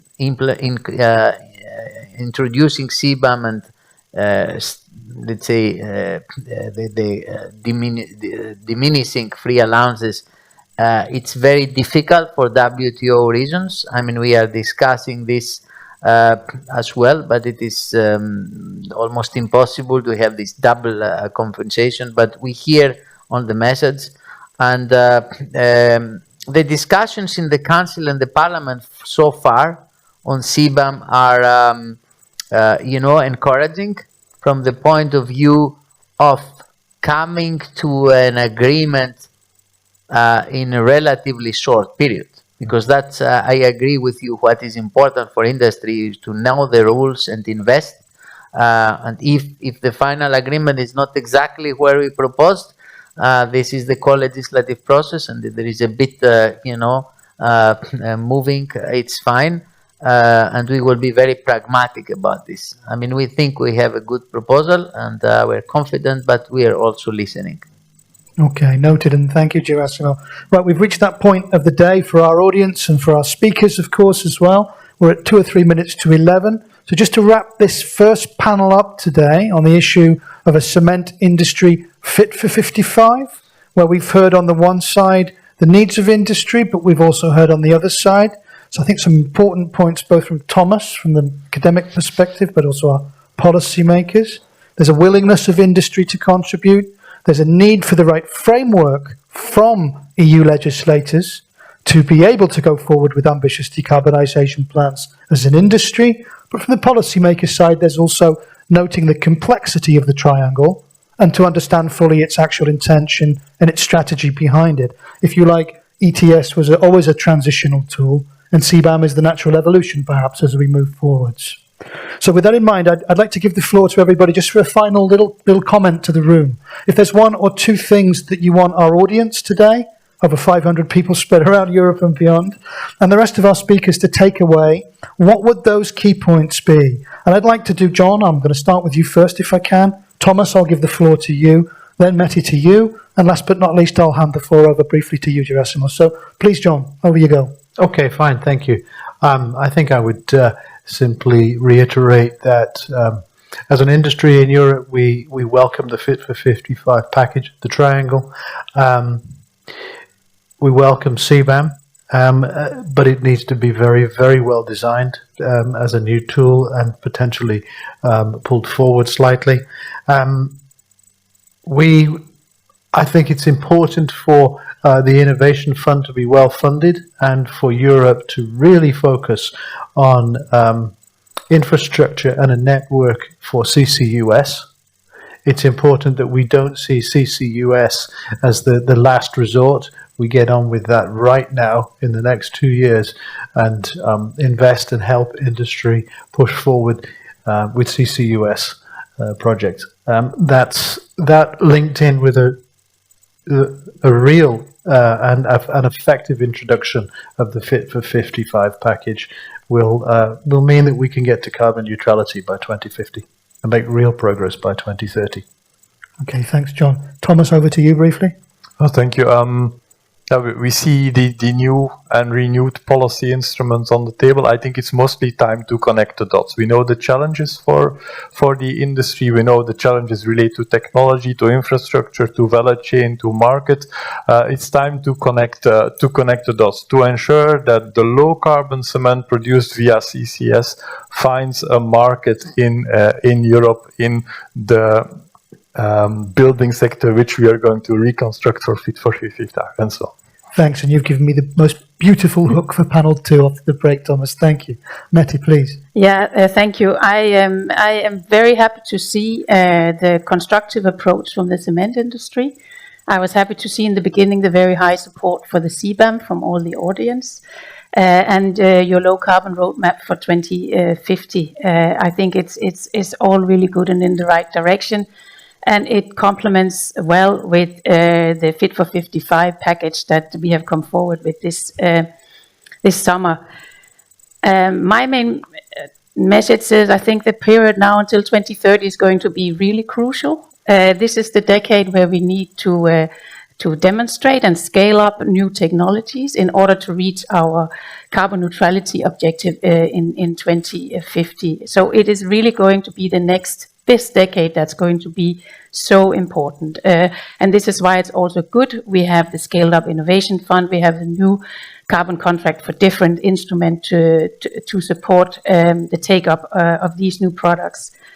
But I'm also glad to say that it is a huge opportunity for cement at this period in time. We have a big renovation wave coming up also. We are focusing on this whole renovation of the building sector, and so there is good prospects for the cement industry at the same time as this transition period will have to go through. Okay, so change, or should I say evolution, possibility and opportunity. Yeah. Definitely. Thank you, Mette. And finally, Gerasimos. Thank you. I have 3 points. The first is we value very much and we want to keep our intense cooperation with the sector. We thank very much your support and your vision, and we have to continue working intensively together to make things work. Second, as citizens, as an industry, listen to the young generation. This will define the future. So listen to the young people, not to the old people. Third, engage in international diplomacy. I mean, you mentioned the international, dimension for you is the neighborhood. Engage as industry with the neighborhood. I am engaging, for example, with Ukraine. Ukraine is a country that will accelerate the introduction of ETS precisely because the sectors that they are working are very much affected by our policies in the Fit for 55. And I think there is a lot of European industry being based in Ukraine, in Turkey. Turkey also, we have discussions on ETS. Engage the same way you engage with us in Europe, engage in the countries that some of your companies are influence the policy debate in the neighborhoods, that also they become more attentive to the importance of greenhouse gas emission reduction and help us work hand in hand, domestically work hand in hand outside Europe. Thanks very much, Gerasimos. With those final words then, looking at the clock as well, I shall bring our first panel of today, our first panel of 2 to a close. I'd like to give a warm thank you to all of our speakers that joined us, both both from the policymaker, academic, and also industrial perspective. And I'll say to our audience, have a break now, take a well-earned break, come back again for panel 2 at 11:30 with the same raft of questions you sent us that I tried my best to raise for our first panel as well. So enjoy your break, and we look forward to seeing you all at 11:30, ladies and gentlemen. Thank you. Thank you.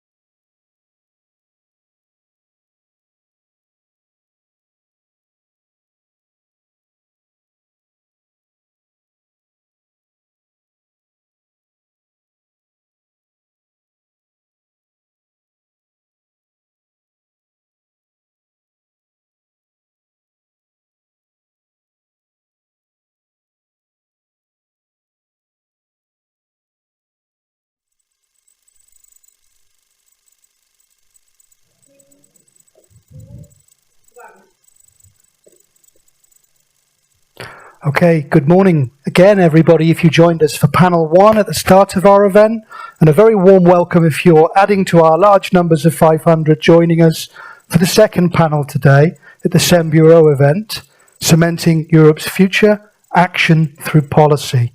So you now join me at the start of our second of 2 panels today, where we shift our focus away from panel 1, looking at the question, the cement industry fit for 55? Where we debated deeply the EU's very recent Fit for 55 package and obviously key aspects of that in relation to the cement industry and its downstream value chain.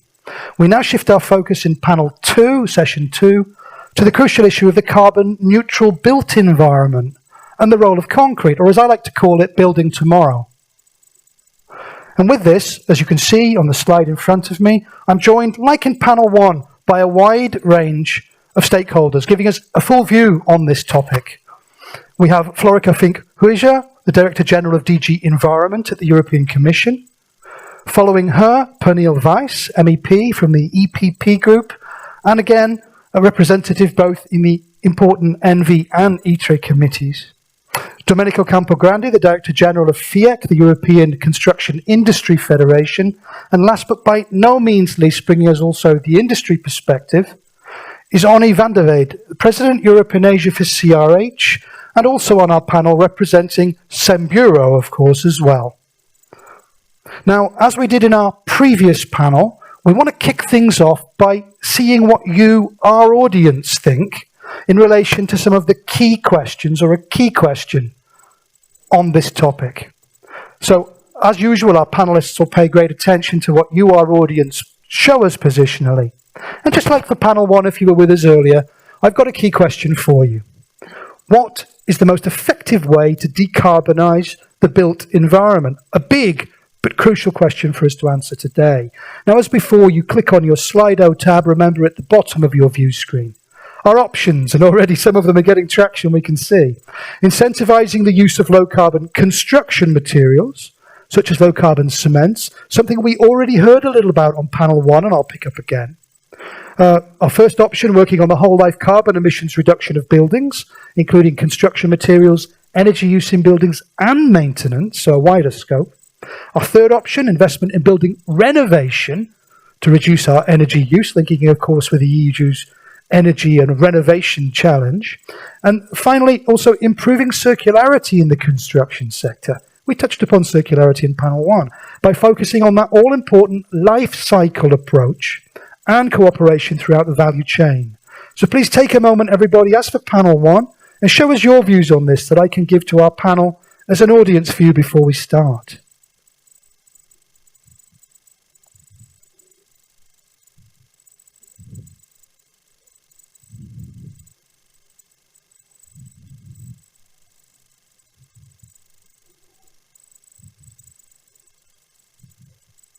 Well, I think we can see quite a clear picture emerging here. Our first option, whole life carbon emission reduction of buildings, including construction materials, energy use in building and maintenance, is a clear leader here in terms of what our audience view is the most effective way to decarbonise. I can see the panellists out of shot here also doing their votes too. Second and third, but a close third as well, we've got incentivising those low carbon construction materials we heard about in panel 1. And also including circularity in the sector by focusing on life cycle approaches, with also some leverage on our last point about investment in building renovation as well.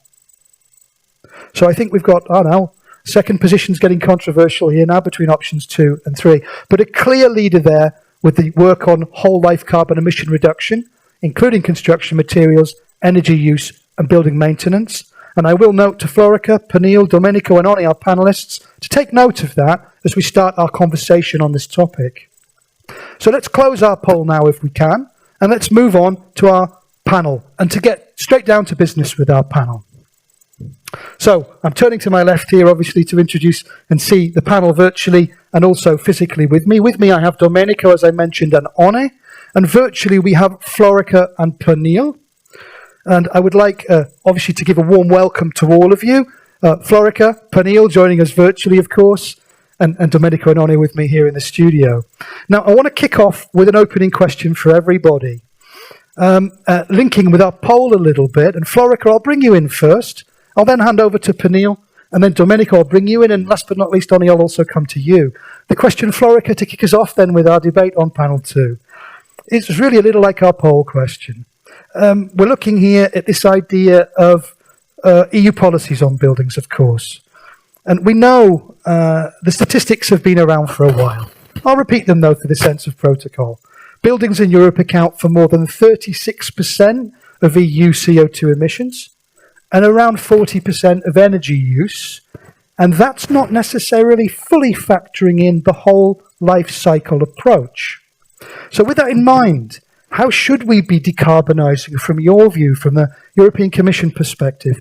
How should we be decarbonising European buildings? And what role do you see for the cement industry we have here with us today in that?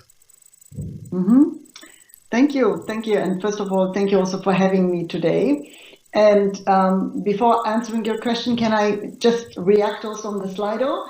Because, please. I think all the options that you put forward would have been meaningful, all of them, even though I see a clear trend on the more incentivizing low carbon solutions, right? But some of them are overlapping, and that's why this is pertinent also for how I would repeat to your question, because the figures that you put out are figures that are solely looking, existing figures, on the energy that we're using today for heating or for cooling. And we now want to go away from that, right? We want to look at, as you said, the whole life cycle. And that means we would have to start from, the even extraction of the material, but then all the carbon emissions for the construction materials when they are construed, the transport, the construction itself, and so on. One element which I would put out before, I know that here we are looking very much on decarbonization. For me, it's a element, but it's not the only element. If you go down on the emissions, we also have to look at how do we address through this also pollution. And with pollution is, how do we, when we talk about extraction, how do we have less strain on natural resources? Because ultimately it's the same water and sand and all the things that you're using, right? And then obviously the biggest emitter is the incineration and the burning, and therefore the energy is important for you. But what we now look is this whole life carbon cycle, but not only for the carbon cycle, we would also like to look at the whole environmental life cycle. I think that's extremely important. One thing that Sembero and actually the industry has helped us with, and where we partner up with, is when we look at buildings, we have created this levels framework. I'm not sure whether everybody here on the call or in the audience are familiar with it, but it is a framework which we set up with you on with architects, engineers, and everything else, but also to really assess and report on the emissions. And I think it's now this standard for sustainable buildings. I have a little bit of an echo here, but I can't help it. I hope it's not difficult for you. Don't worry, please do keep going. I kept going, okay, that's fine. Then I will just not listen to myself in the echo. Now, how do we, from the legislative side, look at it? If the idea is to reduce the carbon emissions, clearly, but also to reduce pollution and all of this, the idea is then to look at the whole life cycle, but then we have different strands of legislation that are pertinent also for the industry, but they all form a holistic framework. And you talked in the morning about the Fit for 55 package. I'm not going on to that. In energy efficiency, where we clearly say we need to go for higher standards when renovating. Clearly here, the public sector and the public procurement comes in. So green public procurement will be relevant because we will encourage in the greening also to look at the full life cycle.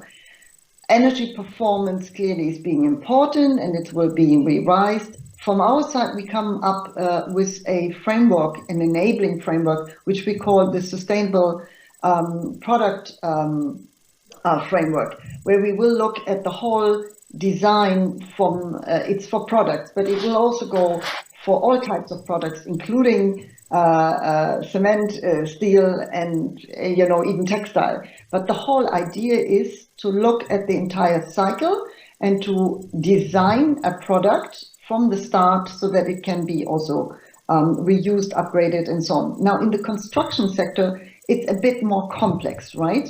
But you have yourself started, and I really want to commend it, with a roadmap yourself, a roadmap for the reduction of the whole life carbon. I think you should not only look at the carbon neutrality roadmap, you would have to also factor in the use of raw materials, which is commodities like water, sand, and other extractions.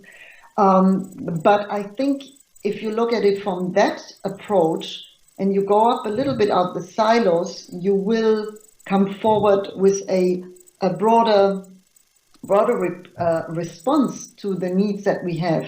I like to mention something which I really also find very useful, that your own industry came forward with a code of conduct also as extractive industry, because you start at the very beginning and transport and so on until you build it into a building. But here you work together with BirdLife, I think. And I think this code of conduct was very useful because you really factored in also nature and the strain on nature in your extractive sites. And this is, I think, the thinking. All I wanted to leave with you is it's not just the legislation, it's an approach which starts at the whole life cycle, but at different areas, extraction, transportation, built-in. And I think we have ways later to go into more details, because they are, of course, very specific legislation you might be interested in, like construction product legislation and the waste regulation of construction materials. But I would leave that for the discussion. Thanks, Florica. So strongly noted then from your side, that whole life cycle approach, from extraction right through to reuse in the sense of circularity and circular economy, of course, where concrete is a highly reusable material, as we know. And also the comments you've made, I think, which are warmly welcomed by everyone from the industry here present today, among many other stakeholders, about recognising initiatives already taken at various early parts of the value chain as well as throughout. So with that in mind, and indeed those areas of legislation you touched upon, construction products regulation and so on, I think will form a good point of discussion in our panel today. With that in mind, I give the floor straight away to Pernille. So bringing us, if you like, the Parliament's perspective, particularly the EPP perspective, I would imagine, on that question that I posed. So buildings in Europe clearly have a key amount of emissions connected with them, and therefore are a key part of achieving Fit for 55 and Green Deal goals, as we all know, and we touched upon earlier in panel one. How do you think, also looking at what we heard from Florica, how should we be decarbonising optimally European buildings? And where does cement have a role to play in that?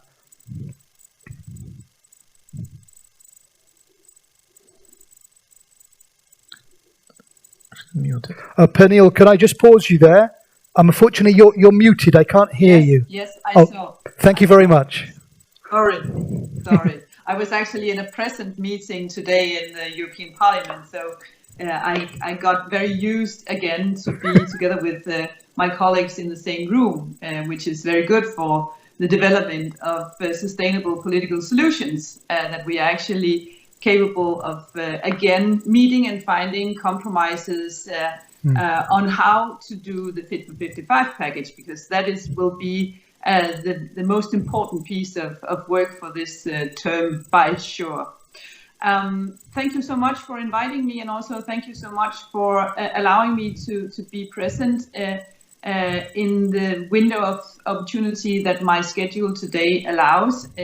Unfortunately, I didn't hear the first session of this meeting, but there are still echoes of what I can recognize as also being a part of the EPP considerations on how can we decarbonize in order to fulfill our obligations in the EU climate law, but also the Paris agreements made.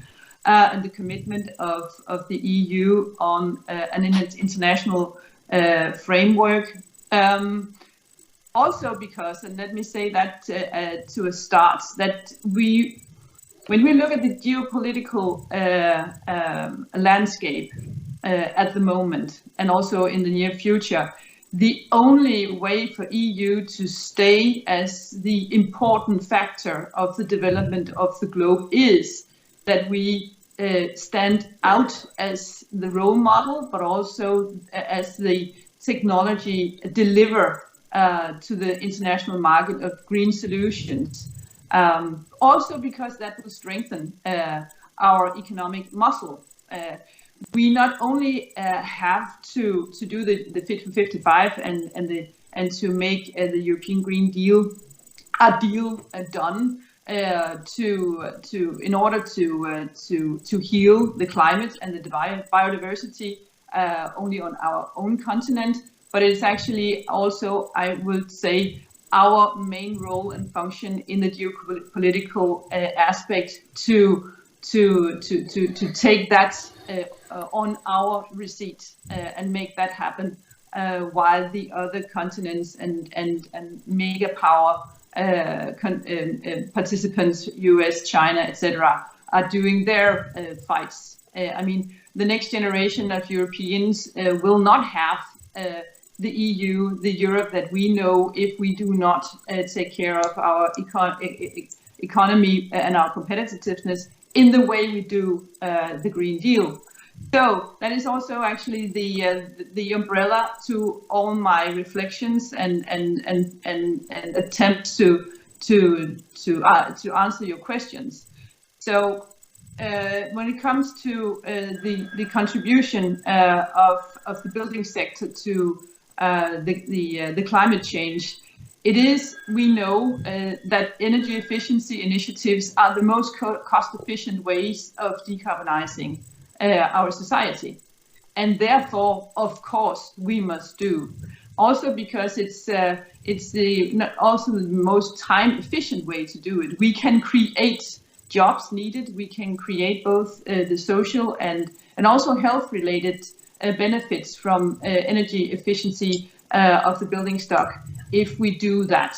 And we need jobs, we need the economy to grow in order to also put forward more money for innovation and research and development, especially to the energy intensive industries, but also we are lagging behind of US and China when it comes to innovation and development. Adding to that, also we have a very big need for funding, both public and especially also private, in the infrastructure of our energy sector. And that is where I would ask the cement industry to help us to put forward what are the obstacles, both in the energy market, but also in the, you could say, the more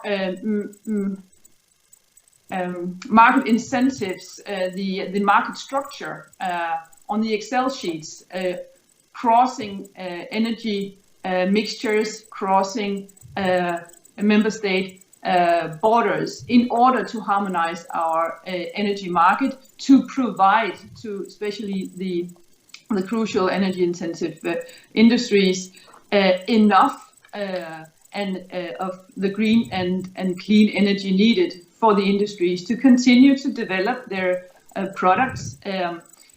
I come from a country, you know, where we have Aalborg Portland, and those are one of the cement producers who have created a so-called green cement, a low carbon product. But I'm sad to hear that the market incentives in the union, and maybe also globally, but if we just for now focus on the single market, I understand that the market incentives for procurement of low carbon products from the cement industry is actually not present. Well, if I can, Pernille, could I come in there? Indeed. If I could just, if you'd allow me to come in there. Do you want to shut me up? Or no, it's not that. I actually want to make a link between what you're saying and what we had on our first panel, and then I'll let you finish off. Because in fact, we heard from John Morris from the SEM Bureau perspective on panel 1, with a clear message that although producers are trying very hard, as you said, to deliver these low carbon solutions to the market, he gave the clear example of those not being successful as they need to be right now and in the future due to a lack of incentive. So I just wanted to make that linkage with the point you made, and then please do continue and wrap up. Yeah, it's both incentives, but also lack of knowledge.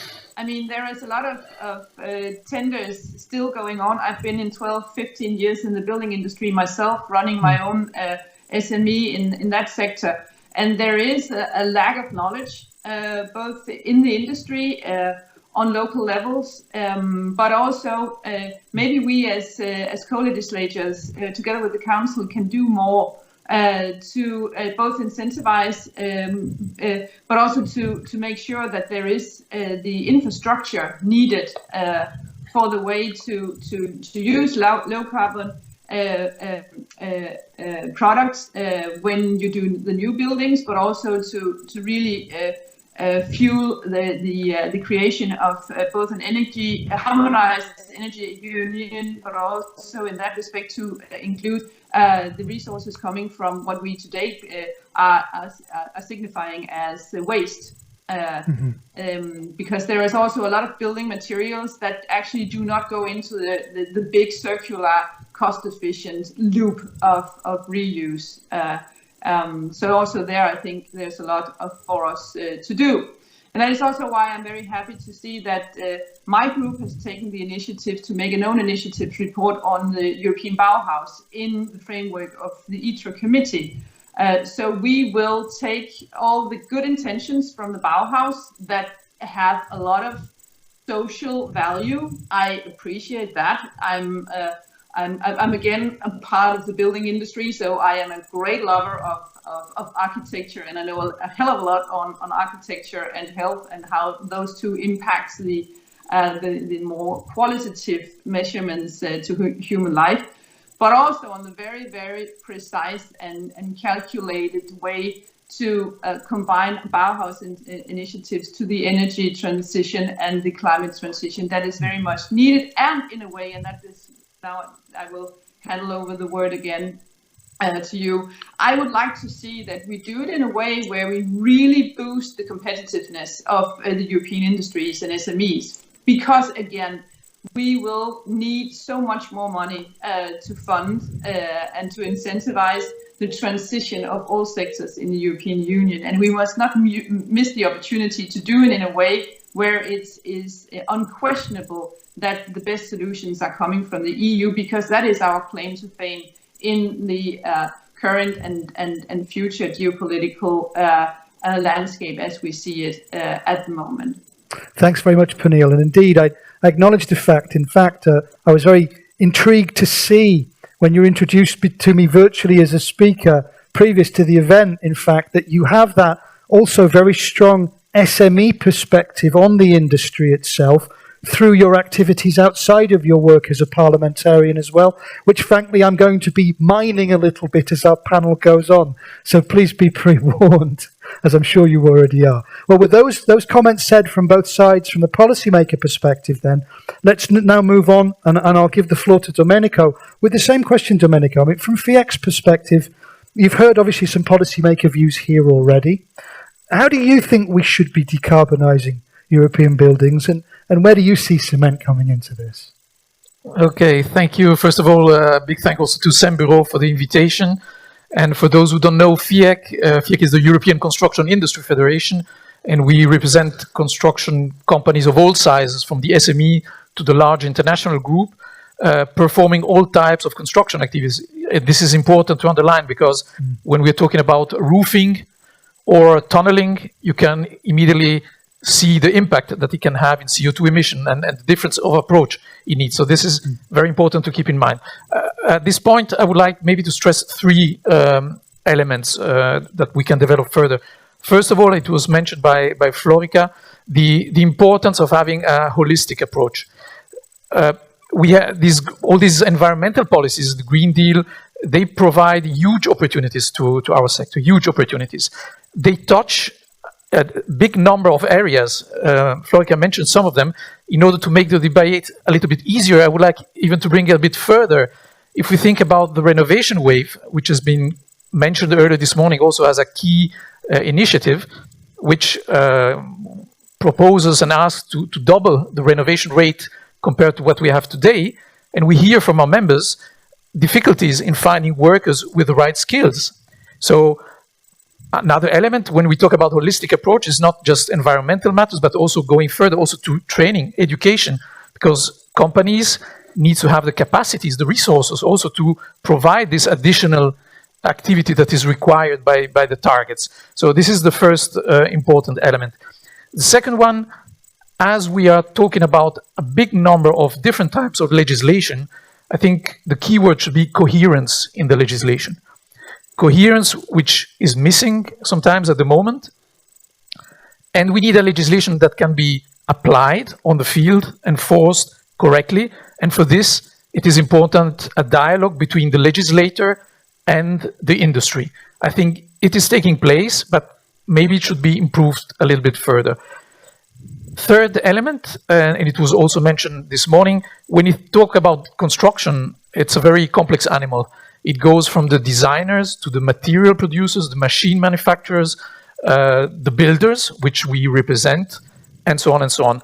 And therefore, if we want to have this life cycle approach, which is needed for this, the only way to do it is to strengthen the partnership and the relations and the connections between the value chain of construction. We have some initiatives at industry level here in Brussels. We can talk about it a little bit later. The Commission and the construction unit in DigiGrow is also moving into that direction. But of course, there are still things to be done. So I think these are the three important elements. And I would also like to repeat a little bit what Florica said at the beginning. I tried to answer the poll. I wanted to answer the four questions in the same way because they're all important. There are overlappings, connections between the different issues.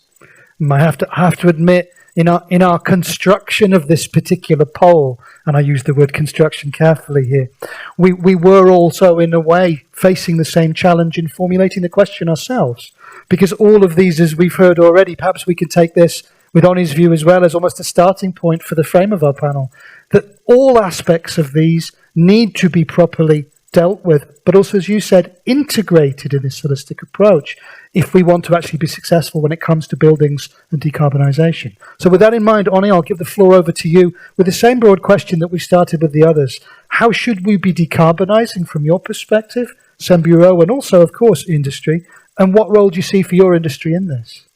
Thank you, David. And actually happy to see there is a lot of alignment in answering that question. And if I again go back to the poll question, in a way, being a little bit egoistic, we want to have all four of them. And I think we can formulate it in a way that we can have all four of them, because we look at it and we have the discussion about circularity, and we had a discussion on life cycle. We had a discussion on the embedded CO2 in the building materials we use. So if I start with that, that is phase one. Of course, we have to have the low carbon products to build with, and that is important. Step number two is to look at the whole life cycle of what we are doing. And that life cycle is very important, because that saves a lot of energy or not if we don't do it right. And then, if I may use the phrase, we also have an afterlife. So we have to look at what is happening with the materials, what is happening with the building after it is no longer in use. Now, I'm a little bit obviously from the industry, so I would say that concrete has an afterlife. You can use a structure again, but also you can 100% recycle concrete. So that's why it is important to look at all three aspects. What you put into the building, what is happening over the life of the building, and what is happening in the afterlife. So all three are important. In that regard, very happy to hear also from Florica to the terms levels, because we have been working with the European Union to actually develop that standard. That standard at the moment is voluntary, and clearly we would like to see that to the next stage, and that becomes a standard and that it is used in the industry. Okay. Well, Florica, thanks on it, and I'll come straight back to you on that, Florica, since you mentioned levels. And then Pernille, Domenico, I'd like your view on that as well. So straight away, practically speaking, Anna, you're saying, if I've understood correctly, that levels should become an obligatory standard? Yes, because at the moment it is a voluntary. We have all worked on it. So if we now want to implement what we're saying, that the life cycle is important, then we have to say we have to have some, not a voluntary standard, but the industry and legislator have to use that. So we have to take the next step in implementing that and making that a standard. Okay, very briefly, Florik, I'll ask your view on that. So making levels not voluntary, since from the industry side we're hearing that potentially the willingness is there to really have this as a standard. What would your reaction there to Oni be? Is there scope for that? Now, first of all, I think it shows already that industry and also regulators now are having a very close dialogue. And I think that is positive. And a lot of what was said before, be it on the skills agenda, the training agenda, or looking at renovation waste not becoming a waste wave, all of this is absolutely true. And on all these aspects, different parts of the Commission, at least, not North and me, we are in dialogue, and that is good. Now, as regards levels, we are very proud of it. So I'm very happy to hear also the ownership. I mean, there's ownership on all sides. That's what I want to say. Now, we have different pathways ahead of us. We introduced levels very much already in the Bauhaus, and I'm grateful Pernille mentioned it, the new Bauhaus, where circularity plays a very important role, still voluntarily, but as an example of this circularity approach, how this can be done, because often people think like it is not feasible, it is something in the future. No, it is already now. And of course, in that context, we did already push for it, because Bauhaus doesn't look only at the building, it looks at, the built environment. So it's much broader. Again, a bit of a holistic approach. Now, we have a few things which are in the pipeline, but not for now immediately, where I will take this suggestion back to my colleagues. I mean, we have the construction product regulation that is clearly pushing for, looking at the environmental assessment of the entire life cycle.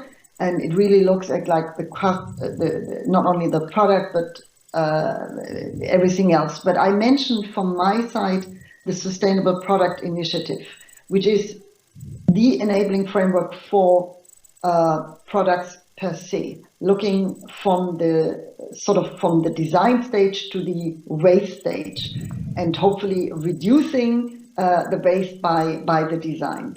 Now here, from this framework, we will come out with a work program, as I said, where we look at the different industry sectors that have a high potential for circularity, but also are very energy intensive. So I mentioned already textile or steel, but also there will be coming a specific approach regarding the cement industry and the building industry. So I'm very happy to get this suggestion, and we can see in the run-up how we can look at it. Because today this Sustainable Product Initiative is building on what we call the Eco-Design Directive, which so far looked only at the energy consumption. And now we want to, as I said, look at the whole life cycle from design to waste. There will be also other possibilities. I mean, I mentioned already the construction and demolition waste. And let me pause on this perhaps a little bit, because not everybody is aware, probably the initiated audience here, yes, but others are not aware that the construction sector and the demolition waste is one of the biggest waste streams that we have in Europe. Now, when I think about waste, I think about actually a commodity, and therefore I think about some circularity, but also about a value. And I'm here very much with also Pernille, because when we look at all our proposals that we are coming forward, it is in order to make our industries future-proof in a green in a green recovery. So waste and construction demolition waste is, I think, something which we have to look at and more carefully. because you are the experts, not me, but even me, I understand that there are some parts in this waste which are having a high value, like let's say metals, and others like minerals having a very low value, but they can still be reprocessed, and that into new products and materials. And that is the circular approach. And it all will require sorting systems, selective demolition, but it also will require high quality recycling. Because when I started with, I said, yes, I know we all look at the carbon intensity, but we also look at the hazardous substances, on pollution and waste reduction. So all of this again is something we look at in a much more holistic way. But here, this we have to stimulate, and that is why I also want to pick up the idea on finance. If you want to have then these sorting facilities and all of this, we need to attract finance, also private financing, into that by saying there is, this will be regulated in a way that there is a market. Sorry to say it, there's a market, and therefore it is useful to invest in that market. And we will come up forward in, waste reduction targets for specific waste streams. And therefore it is important to, there is a business in it as well. I mean, often targets are often now seen as something negative, like a prohibition. But by creating targets, you also create new markets into the targets, because if you go for circularity, you go for a secondary life cycle and therefore new processes. And as I said, a lot of this in the cement industry or in the construction industry can be used. We are not there yet. We are looking together with the Joint Research Center on the feasibility of setting or preparing the reuse and the recycling targets. For that we need more scientific approaches, but also better understanding of the processes, because reuse and recycling targets for construction demolition waste is not as easy. But again, very much with the dialogue of the industry. Otherwise, and I very much on it, we will want to strengthen our industry, make them long-lasting and future-proof, and not killing them. So, but we have to look at it holistically. So I will stop here, and I hope that was a bit of a response to what you had in mind. No, thanks, Florica. You've widened our discussion, I think, well there, bringing in a number of key points. I'm seeing One here on the panel, and also Domenico giving me a few nods and a few little, David, can you bring me in on a few of those points? But before I do, also respecting our virtual participants, Pernille, I want to bring you in here as well, not only to reflect on what you've heard from Florica and what you've heard so far, but also to come back to my original question about levels as well. Do you see that turning voluntary standards into industry standards that everybody has to follow? So that balance between, let's be honest, the stick and the carrot sometimes, that balance between, recognizing willingness to do and ensuring that everybody's on board with the doing. What's your view on that type of approach? And what reflections do you have on what we've just heard from Florica? Also a little bit with that holistic argument towards the waste streams that come at end of life for buildings as well. Thank you. The latter is easy for me, and I can do it very briefly. I don't disagree with what Florica said, and also it echoes what I said in the beginning on how to harmonize both the energy union and to make it actually a real market, but also to introduce the waste as a resource, and also to create value in that infrastructure based on life cycle approach and circularity. When it comes to moving from first movers who do new green technologies because they feel entitled to, because it's a part of their business DNA. It's their commitment to the UN goals. And there are a lot of SMEs around in Europe who took on board the UN goals even before they were articulated, if I may say so. So for me, it's important, and that goes for the EPP and the SM environment that I'm part of, that we should see the green transition and every transition in industries and societies as moving in three main chapters. There will always be first movers who has a strong link to the research environments in our universities and elsewhere in the educational and research sector. And there are also a lot of first mover industries and businesses who really like to innovate, who cannot hold themselves back to do better every day. And those are the forefront runners.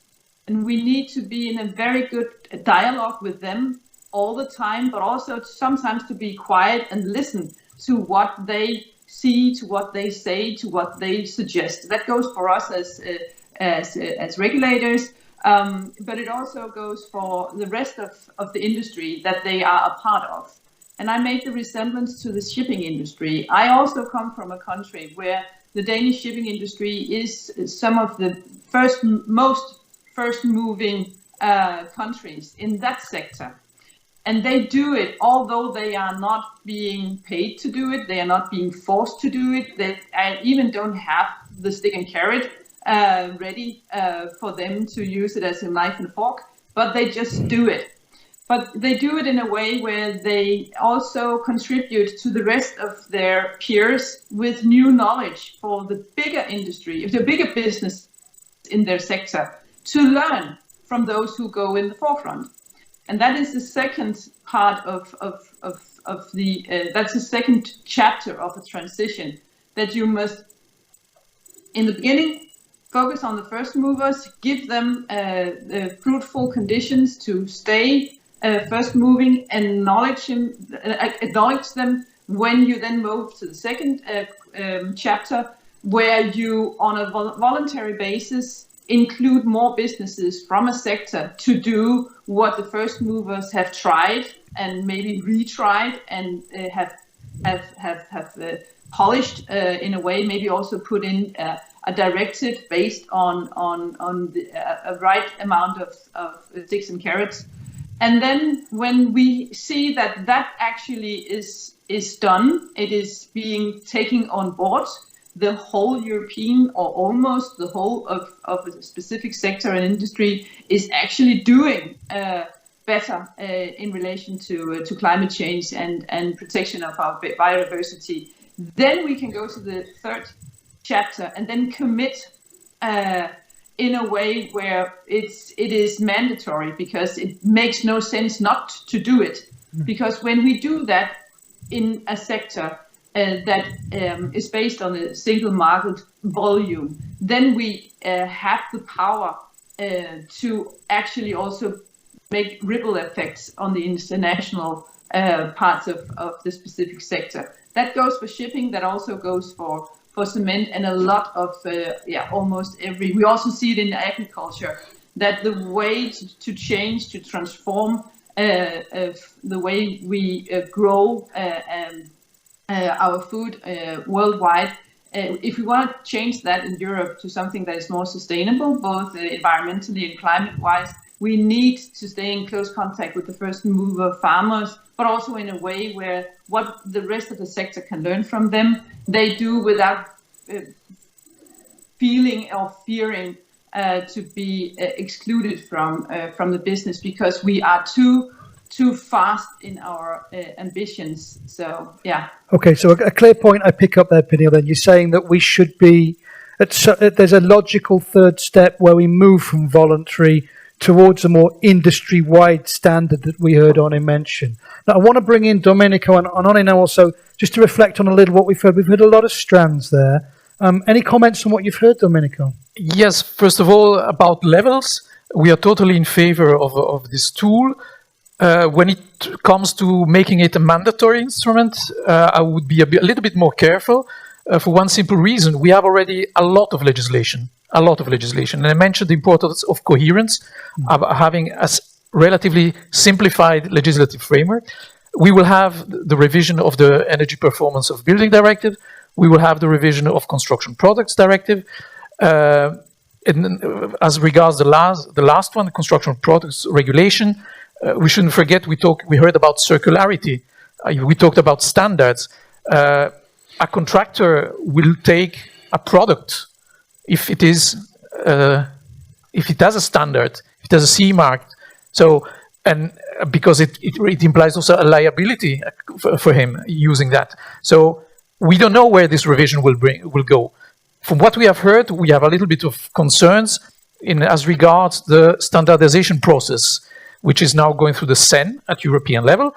But we have heard rumors that, of course, this process is complex. It's not maybe very efficient, and which is probably true, needs to be corrected. But we really would like that the industry be part of this process. We wouldn't like to end up in a situation where the standardization process is done somewhere else without the industry. This is a very important topic. So you're warning, if I understand then, because let's go back, if we dial back 15, 20 years, those kind of standards were always developed in a centralized way, usually at an EU level, and then rolled out. Now, of course, the trend over the last 15 to 20 years has been to move away from that, as we've seen on many other important policy areas this morning, and we'll see again today when we go deeper into EPBD and the Construction Product Regulation. So are you suggesting then that there's a fear here on your side that we might be going back to that older style of centralizing again with less dialogue? Probably, and we would like to avoid that, of course. And maybe two last comments to what Pernilla mentioned, innovation. I think that there are instruments that exist already that at European level that should be used more. One of them is the public procurement legislation.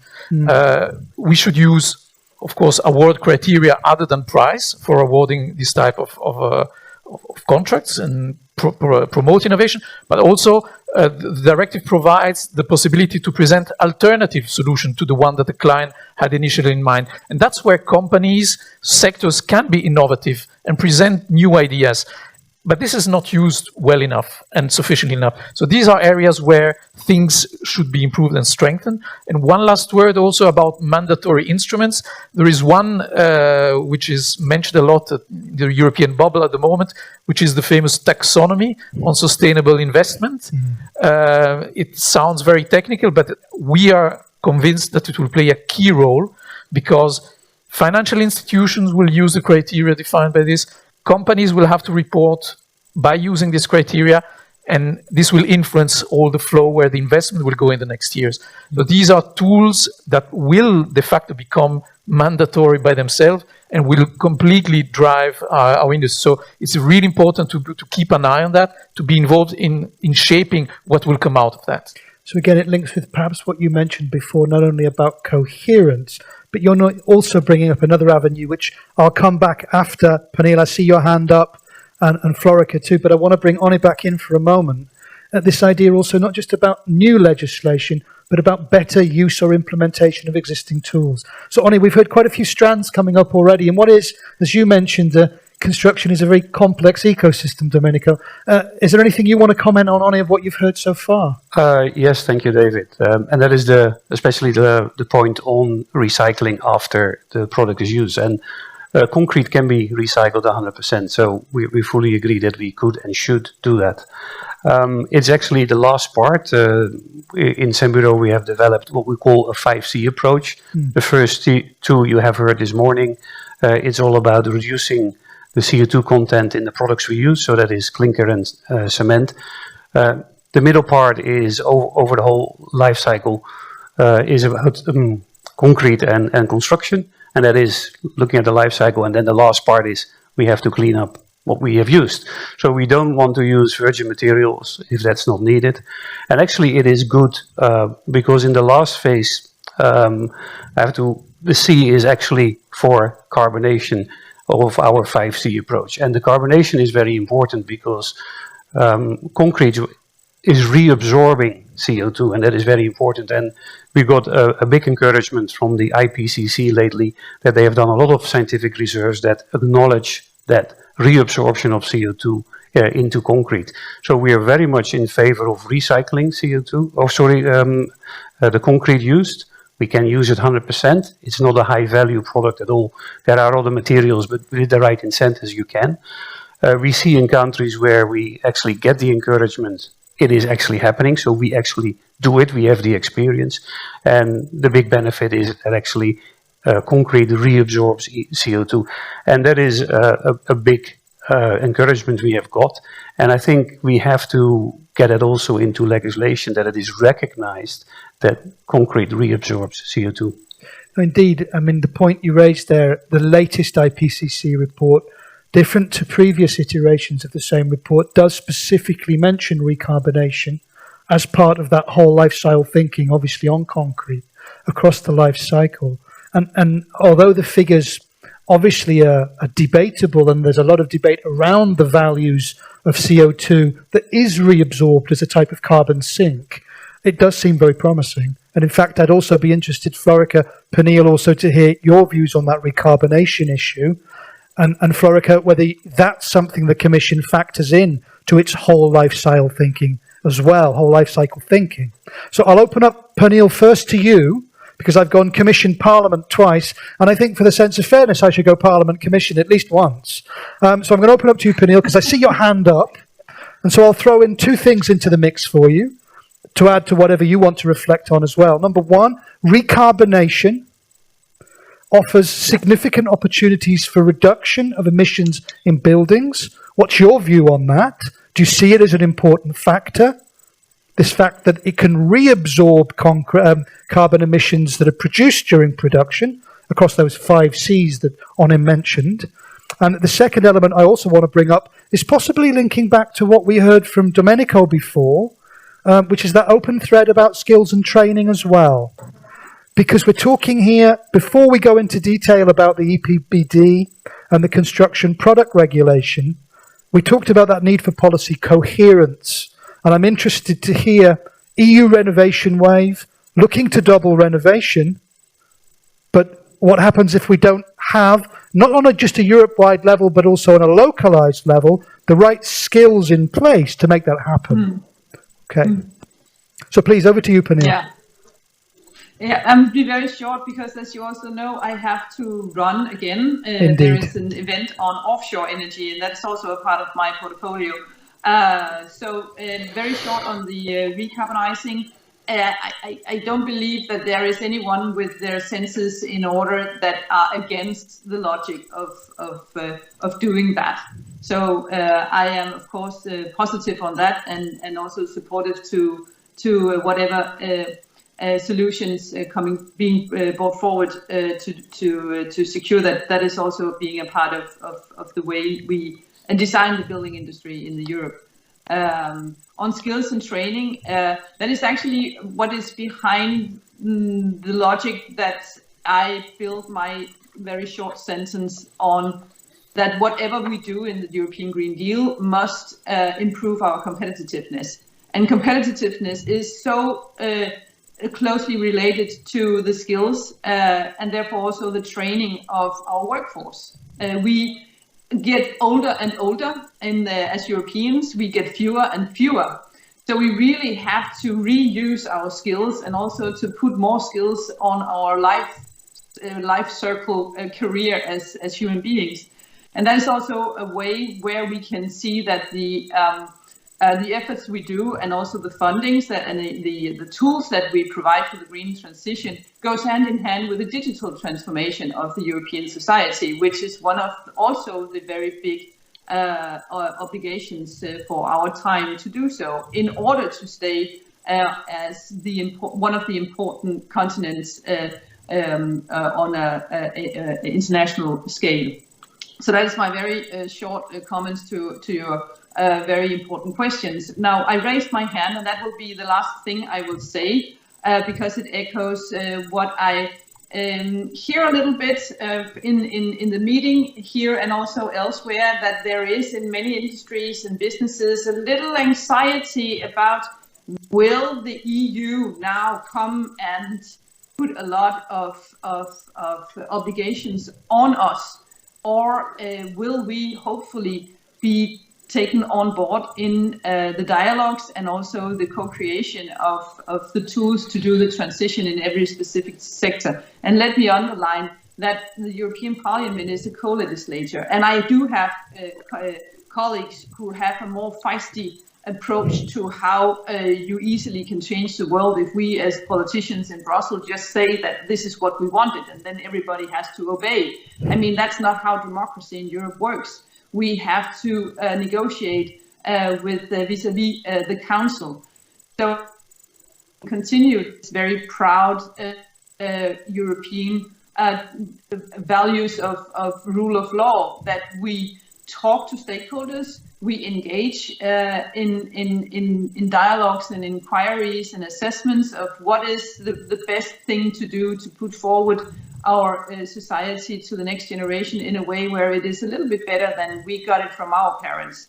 So I can reassure that there will be no such thing as the ghost jumping up from a box and taking over power from how we usually do things in a good and balanced dialogue with each other, but also based on data and evidence, so that from time to time we can say to each other, okay, you do not do your job the best way you could.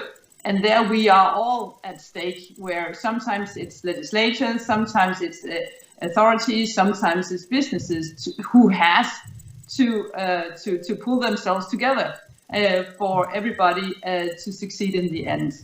So thank you so much for taking the initiative to this very important event. I look forward to hear the ripple that will create, and also to look forward to cooperate with you in the future. I am the shadow rapporteur of the Energy Efficiency Directive that is ongoing at the moment, and I look very much forward also to hopefully take part in the revision of the Eco-Design Directive that Dorika mentioned earlier on, which will be a very important also part of the toolbox of the green transition in the building industry. Thank you so much, everybody. Thanks very much, Pernille, for joining us, and I wish you a productive next event today and a good afternoon as well. Thank you. Right, so moving on then from Pernille's comments, Florica, I want to bring you back in, obviously to respond to what you've heard. And I'm also getting quite a lot of questions from the audience here, and thank you, audience, for the questions. One of the questions that keeps coming up is linked in with the word that you used repeatedly, which is holistic. This idea of the obvious pressing need, as Domenico and Oni also touched upon, but particularly Domenico, about coherence of policy initiatives. Something we heard strongly on our first panel in relation to Fit for 55 as well.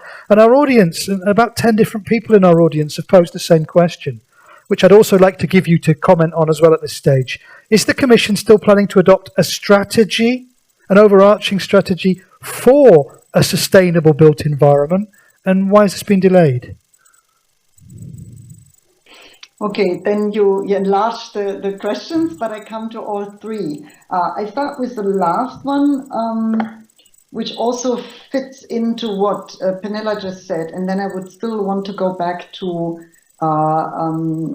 cement as capturing and storing carbon, and then also on the skills, because I think both are extremely important. Now, the last one, the whole approach is coherent, and I think when I hear often people saying this is not for, we have to look at our competitiveness, and I mean, what we are bringing forward now, based on ecological and environmental concerns, ultimately is a industrial policy, a new industrial policy. The whole approach on circularity, on reducing waste or whatever, also in the building sector, but also going on circularity, but also addressing the pollution aspect in all this. This means a new way of working, the new way of how we produce, be it now for a product, for a building product, or for something else, and how we consume, because it is people in the public procurement sector who will ask for these big buildings, or it's the private sector who will ask for certain buildings renovation or or a new build environment.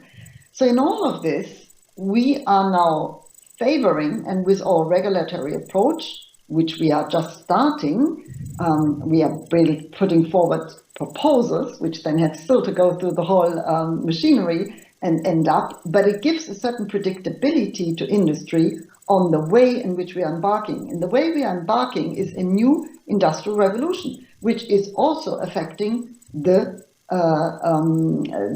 construction sector, because you will have to go for a upgrading of buildings or renovation of buildings or demolition of buildings, which each time will be based on the circularity. And that's why I'm saying, yes, there will be coming also targets, be it for recycling, be it for the use of or performance, your carbon footprint, but also the footprint that you have on other materials. I still have to repeat that, minerals and water and so on, not just energy. That has to be a coherent approach. My feedback, what I get from industry, is that they favor that because they want to be in the first mover, but they also realize if we are now not in Europe progressing on this approach, which spurs the green recovery, other countries will. And they will come with their standards and with their products. And then because we have to green also the sector, in this case, the building sector, you will want to have that produced inside and not being imported, right? So at least to be having a fair chance to have that possibility also to produce to that level inside. And therefore, I think we have this advantage now to come forward under the Green Deal with a regulatory approach, which gives predictability, but also therefore spurs the financing. And that goes on energy consumption, but it goes also on pollution reduction and also on waste reduction. So yes, I know the critics, and but because we have in the Commission a Green Deal as a framework, all the different, be it DG Grow, be it DG Employment, be it DG FISMA, my own DG, we work together also on specific product-related proposals. Now, let me turn back to materials or the carbon capturing and also on the skills. Now, perhaps we should also call it the elephant in the room. Wood products versus clinker and cement. From our part, we are very clear always that we go for material neutrality. And by the way, I think all of this has to be seen in a regional context, in the context of where something is built and for what purpose a product is built. And by the way, when we use wood, we always say, because wood and forest are normally the biggest carbon sinks that we now need to preserve, we go on a cascading way down. So we first would favor the most important use of wood, and then we go down to other use cases. But we really, and I would like to say that very clearly, go on material neutrality. We only we are not looking at what is it you use, but whether the performance in the end is achieved. And that can be achieved in different ways. Again, I think we have to look broader. Carbon capturing or recarbonization is needed in all products where feasible, so we would rather welcome. Now then, a last word perhaps on skills, because I think when we go to this transformation of the industry, skills, and I think Domenico said it, is the human capital is one of the most critical factors. If we now ask for a design or installation or operation of a low carbon or even digital technology in building sectors, we need very high skilled knowledge, but we also need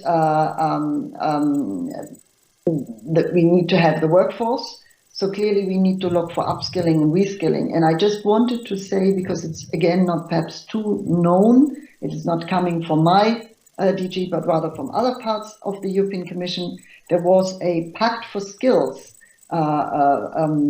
which just launched. It is called, I think, Construction Blueprint for Skills and a Pact for Skills.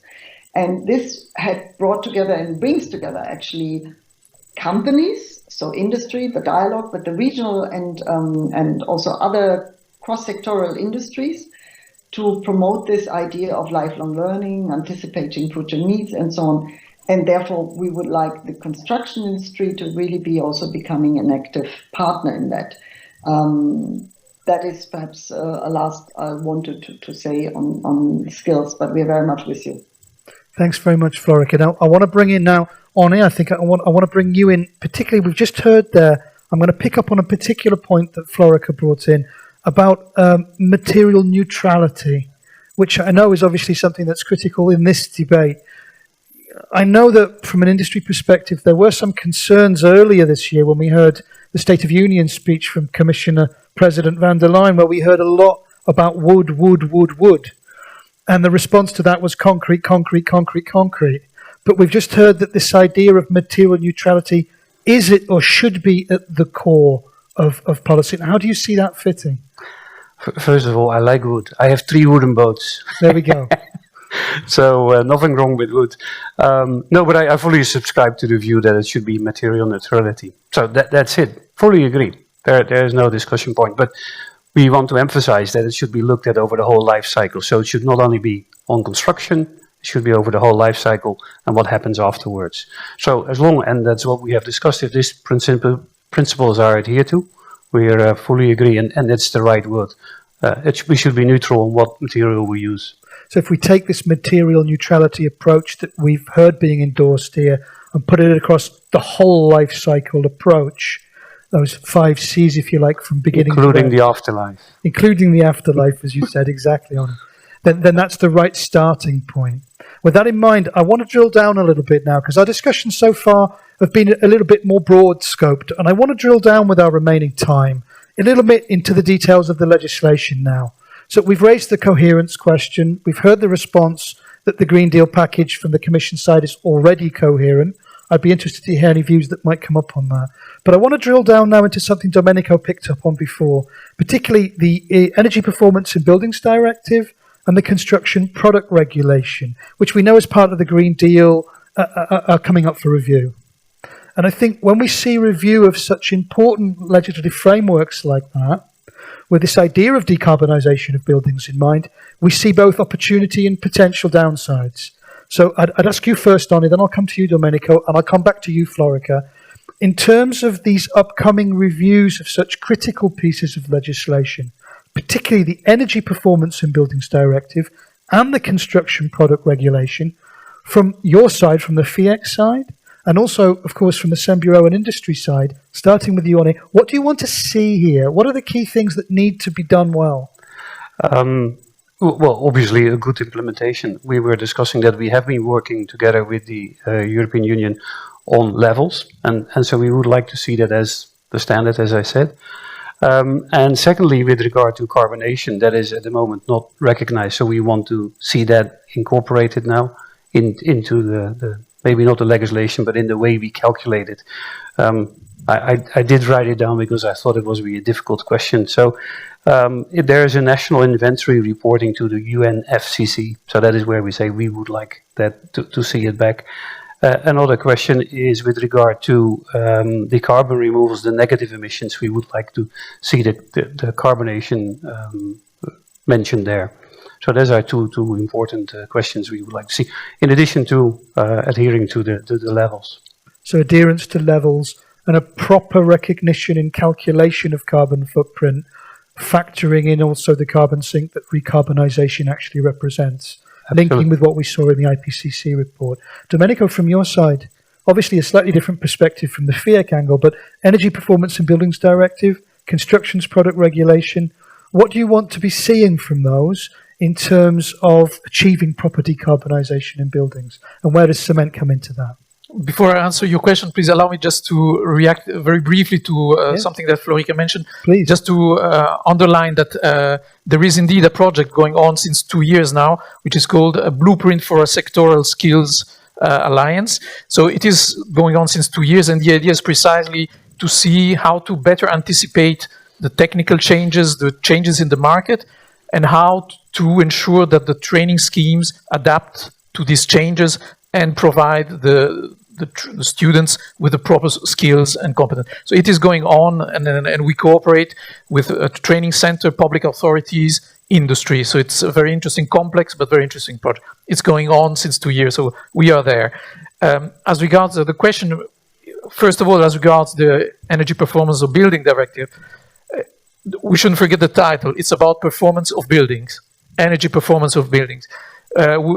We would not like it is going to be revised because the overall framework has changed. It needs to incorporate elements, new elements, but we would not like to end up with, in French we call usine à gaz, gas industry. So something where you open a piece of legislation and you take that opportunity to put everything in it. It has to be being focused and simple to use and to implement. This is our main request to that. There are things to be improved in their implementation. So yes, but keep it targeted and simple to use. As regards the revision of construction product regulation, I mentioned already our biggest fear is really putting aside the current standardization process, which is not perfect. It needs to be improved. We need standards that when they are approved are standards that we can use on the market and that they do not arrive 5-6 years later, because then they are not up to date anymore. And this is where the cooperation between the industry and the legislator is extremely, extremely important. So this is really something where we will put a lot of attention to. Another, not to finish on a negative, let's say, negative feeling, I have to mention also that within the Commission, there are things for improving this cooperation. DG GROW has just launched 2 weeks ago what is called a high-level construction forum. And so it's a forum which brings together all the stakeholders of the ecosystem, because it's a new buzzword instead of a sector, but also Commission services. And the aim is really to define together, Pernille Weiss mentioned this co-creation approach, to define together the transition towards digitalization and green policies and green objective. And I think this is really a crucial body where we will have to play. But there is a request also to you, Florica, because in the past we had similar exercises. DG GROW has certain responsibilities. You in DG ENVI have others, very important ones, and other services of the Commission have other responsibilities. Please really be involved in this initiative, because otherwise it will not work. So this perhaps links a little with some of your opening 1, 2, 3s that you made, where your last point, Domenico, was, and I quote you, improve dialogue further. So what you're intending by that, if I've understood correctly, is that stakeholders like yourself and industry are already involved, and by improved dialogue further, constructively, not as a criticism, but as an opportunity, you're saying, on the Commission side, to ensure that all of the necessary players on the legislative side are involved to make that coherence of policy that we need. Is that correct? That's correct. And the main objective is to make the legislative process easier also, because if there is already a dialogue, a strong dialogue at the very beginning, and then the whole co-decision procedure, legislative procedure through the Parliament, the Council, will certainly be easier as well. Okay. And faster. Thanks. Noted. Now, Oni, I want to bring you back in. We touched in panel 1, and we spoke about this in the break very briefly, in fact, about this whole issue of bringing low carbon products to the market. Now, ultimately, one of the ways we're going to reduce the carbon footprint of buildings, so start moving towards and help moving towards decarbonisation of buildings, is obviously those opportunities that we have with materials to produce materials with inherently lower carbon footprints. So from a SEM Bureau and also an industry perspective, do you feel that the current package of legislation that's up for review and the direction it seems to be taking is going to incentivise that? Or is it, like we heard from John on panel 1, perhaps, that maybe the incentives in place are not quite enough to give the push needed? And I'd also like to ask, how do you see procurement coming into that?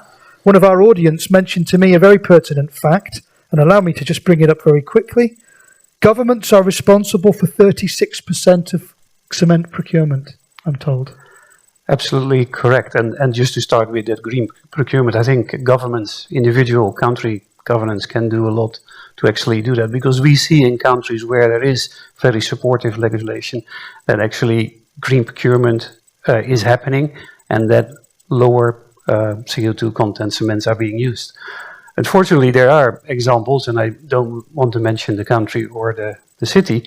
I've just been to a major project where we have supported the building of an underway, billions of dollars project. All the specifications were for the highest quality cement. Now, for that particular project, you don't even need that kind of specification, but it was the specification for the last 100 years. So it couldn't be changed. We couldn't be negotiated that it would be changed. So you need two things. You need to prescribe it in your procurement, in the green policy, and give advantages to. And it doesn't necessarily have to be more expensive.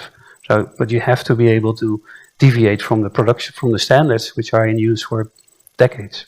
So, yeah. So these are two they sound very simple, but the green procurement is probably easier and faster to do than changing technical standards. Indeed, if we're looking at a level of procurement on a European level of cement in the 30% plus range, Yeah. it does sound to me like low-hanging fruit. So, Florica, I'll throw that one straight back to you. Hearing numbers like that and hearing the comments from Anne about the opportunities of green procurement, but some of the practical barriers that are being experienced on a day-to-day basis. What's your comment on that from a Commission perspective? Well, first of all, I fully agree. I fully agree with Anne. And on most of this, everything actually what was said here during the panel throughout the day. The public procurer has a lot of power. And when I mean that, it is not just, you think about Commission, yes, a small part, but it's actually the member states, the authorities, down to the regional, local level. And for instance, in the RRF, in the Recovery and Resilience funding, we have said a certain percentage of whatever you use must be used in the green procurement for, green projects.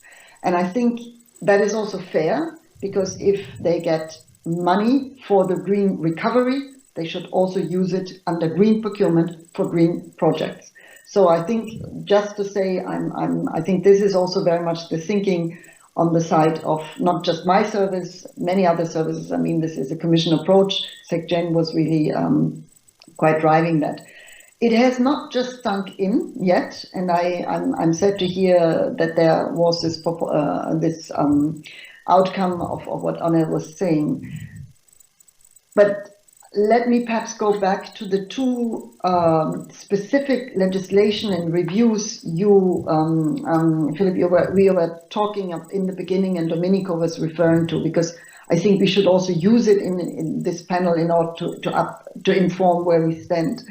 And I would start perhaps with the construction product regulation.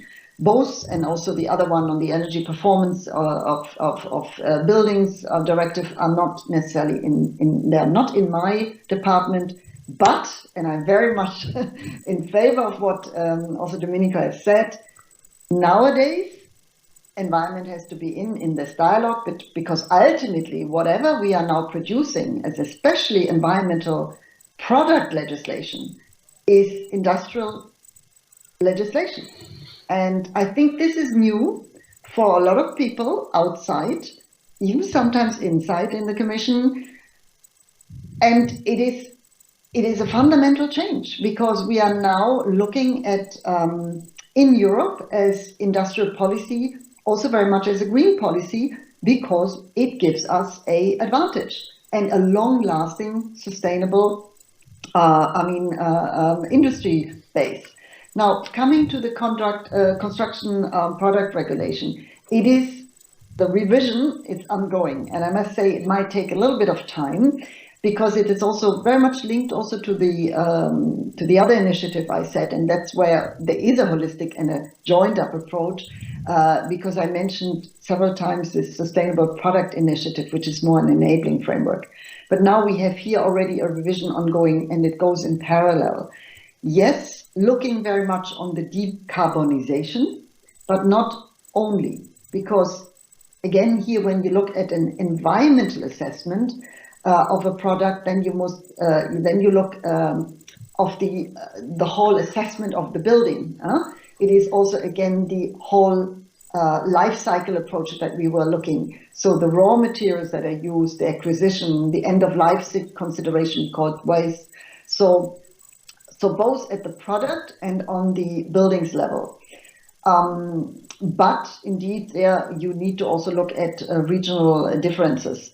But this revision, as I just want to say, is not only looking at decarbonization. We'll look at an entire life cycle. That is one thing, and that's why it is very much linked to the product regulation as well. Now, the other one you were mentioning is this, should we revise or not revise the energy performance of a buildings directive? And there, I think we have to be honest. We have analyzed the progress that was made towards the 2020 targets that were already in this existing directive, and they are not yet met. They are not yet met. And especially when we look at 2030 and the energy and climate goals.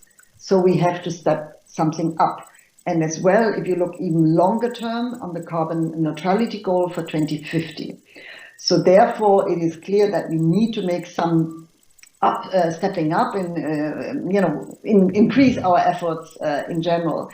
And therefore, the building sector is relevant here as well. And therefore, it will be probably a revision without neglecting the implementation.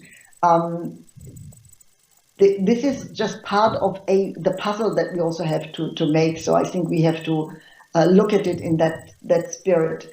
But I think it would be fair to say that there are revisions thinking ongoing, but we are far from it, of having clear cut, marching orders. And therefore the dialogue and especially the stakeholder forums that you mentioned are ones where we have to come in from different sides of the Commission. Thank you. Okay, thank you very much, Florica. Now, keeping an eye on the clock for our speakers, for our audience, for our event today, we come to our second last step now, if you like, before I hand over to SEM Bureau CEO Koen for his wrap-up comments of today's event. I want to give, Florica, the floor to you for literally 30 to 60 seconds and no more. And I want to ask you a key question. If you're going to leave the cement industry gathered here today at this SEM Bureau event with one overarching message about the whole concept of the carbon neutral built environment and the role of concrete, what would be your takeaway message or comment to that industry? What would you like to leave the room with today? I think that I'm actually quite happy that we are looking together at the whole life cycle approach, and that there was very, very constructive engagement so far from the industry, especially be it levels, be it other initiatives that we have mentioned throughout. And it's exactly, that's what we need, to cooperate together in order to strengthen a very important industry base. And I think we from the regulatory side will want to come forward with the proposals that would spur the circularity, but also give you then the predictability on how to embark. And I think you have started to embark already on it. So I think we are marching on this together. So I'm rather grateful that we have this kind of common understanding, and there's a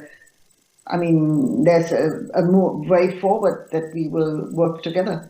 So a very positive, rather, summary on this. Well, I'm pleased to hear such a positive comment about ongoing cooperation. And I think we all look forward to the review of these different aspects of the legislation, obviously with great curiosity and interest as we move forward.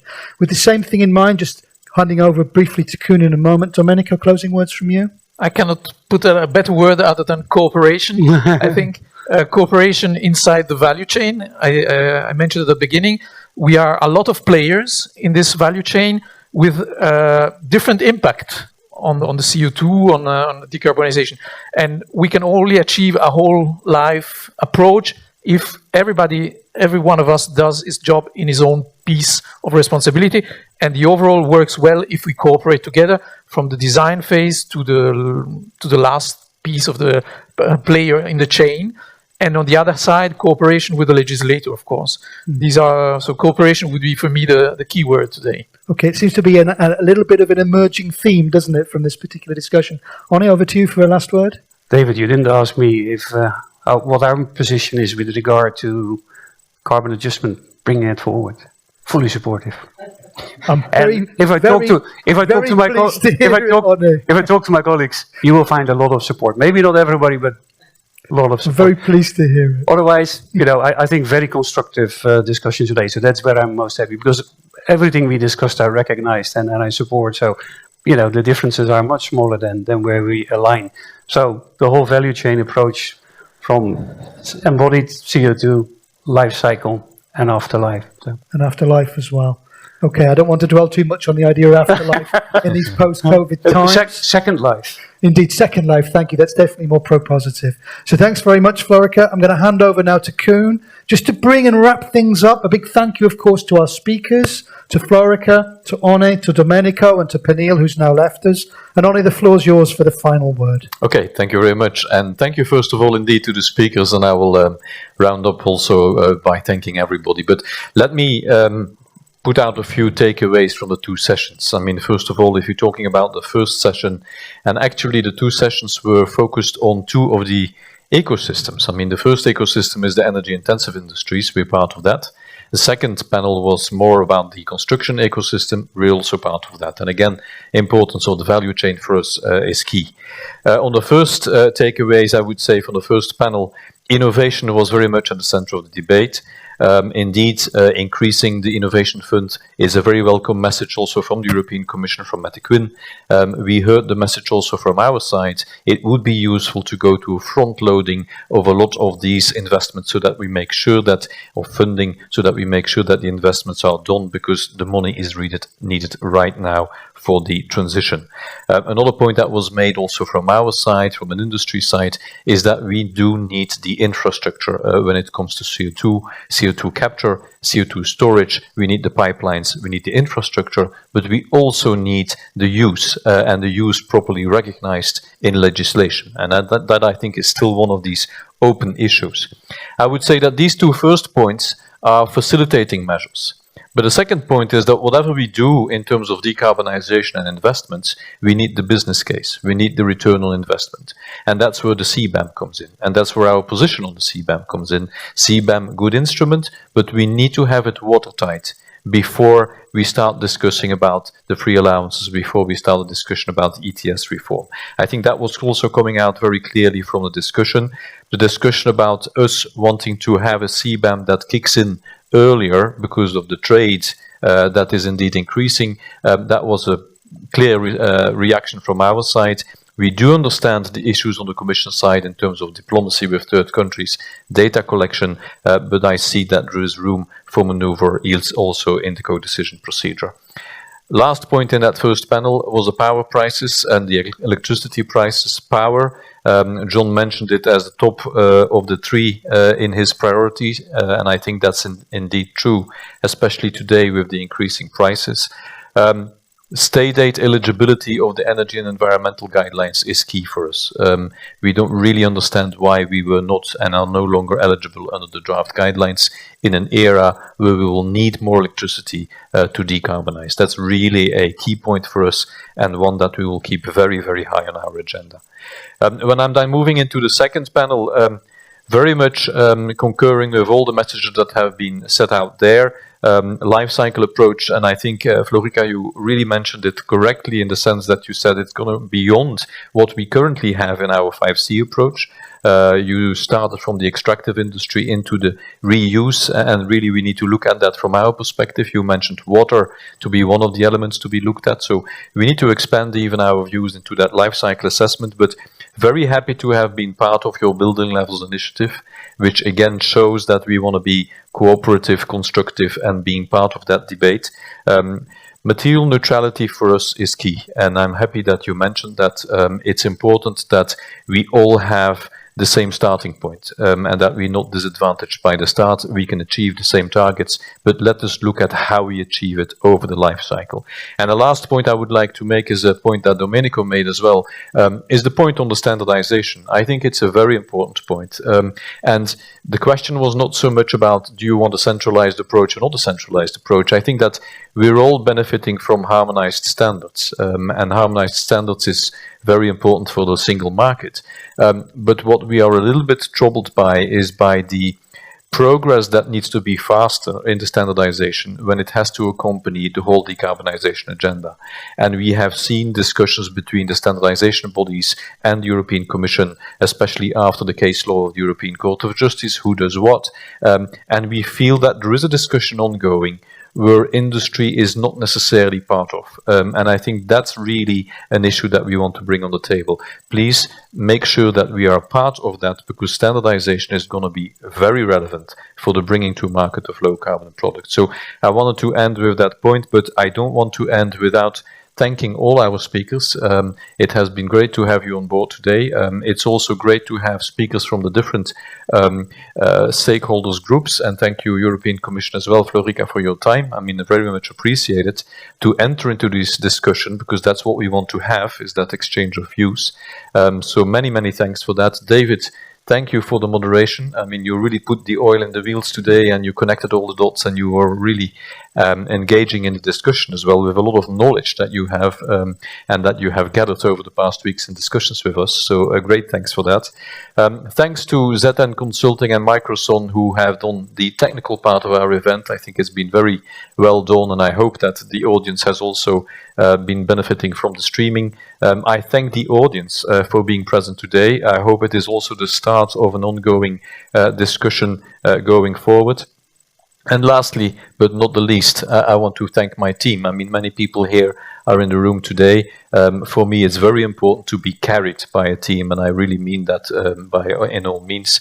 But maybe now, if the cameras can turn, the lights can go up, and the music can go up, and then we can really focus on Emmanuel Brutin and Joseph Meaden. Emmanuel, who's our Public Affairs Director, and Joseph, our Communications Manager. I mean, both have really made this event happen, if I may say so. And again, not with any negative feeling for the rest of the team, who have done a great job as well, but it was Emmanuel and Joseph taking the bulk of the work for this event, and thanks a lot for that. I think we can look back to an event that was successful, but that also gives a lot of food for thought and further engagement. So I will leave it at that, David. Thank you very much. Okay, thank you, Koen. Thank you. And as a final word, big thank you to our audience for your efforts in the polls and all the great questions you sent. I tried to cover to my best. And yes, goodbye, everybody. Have a wonderful lunch. Have an excellent afternoon. And we look forward, as Koen mentioned, to ongoing discussions on all of these key issues we've covered today. Thank you.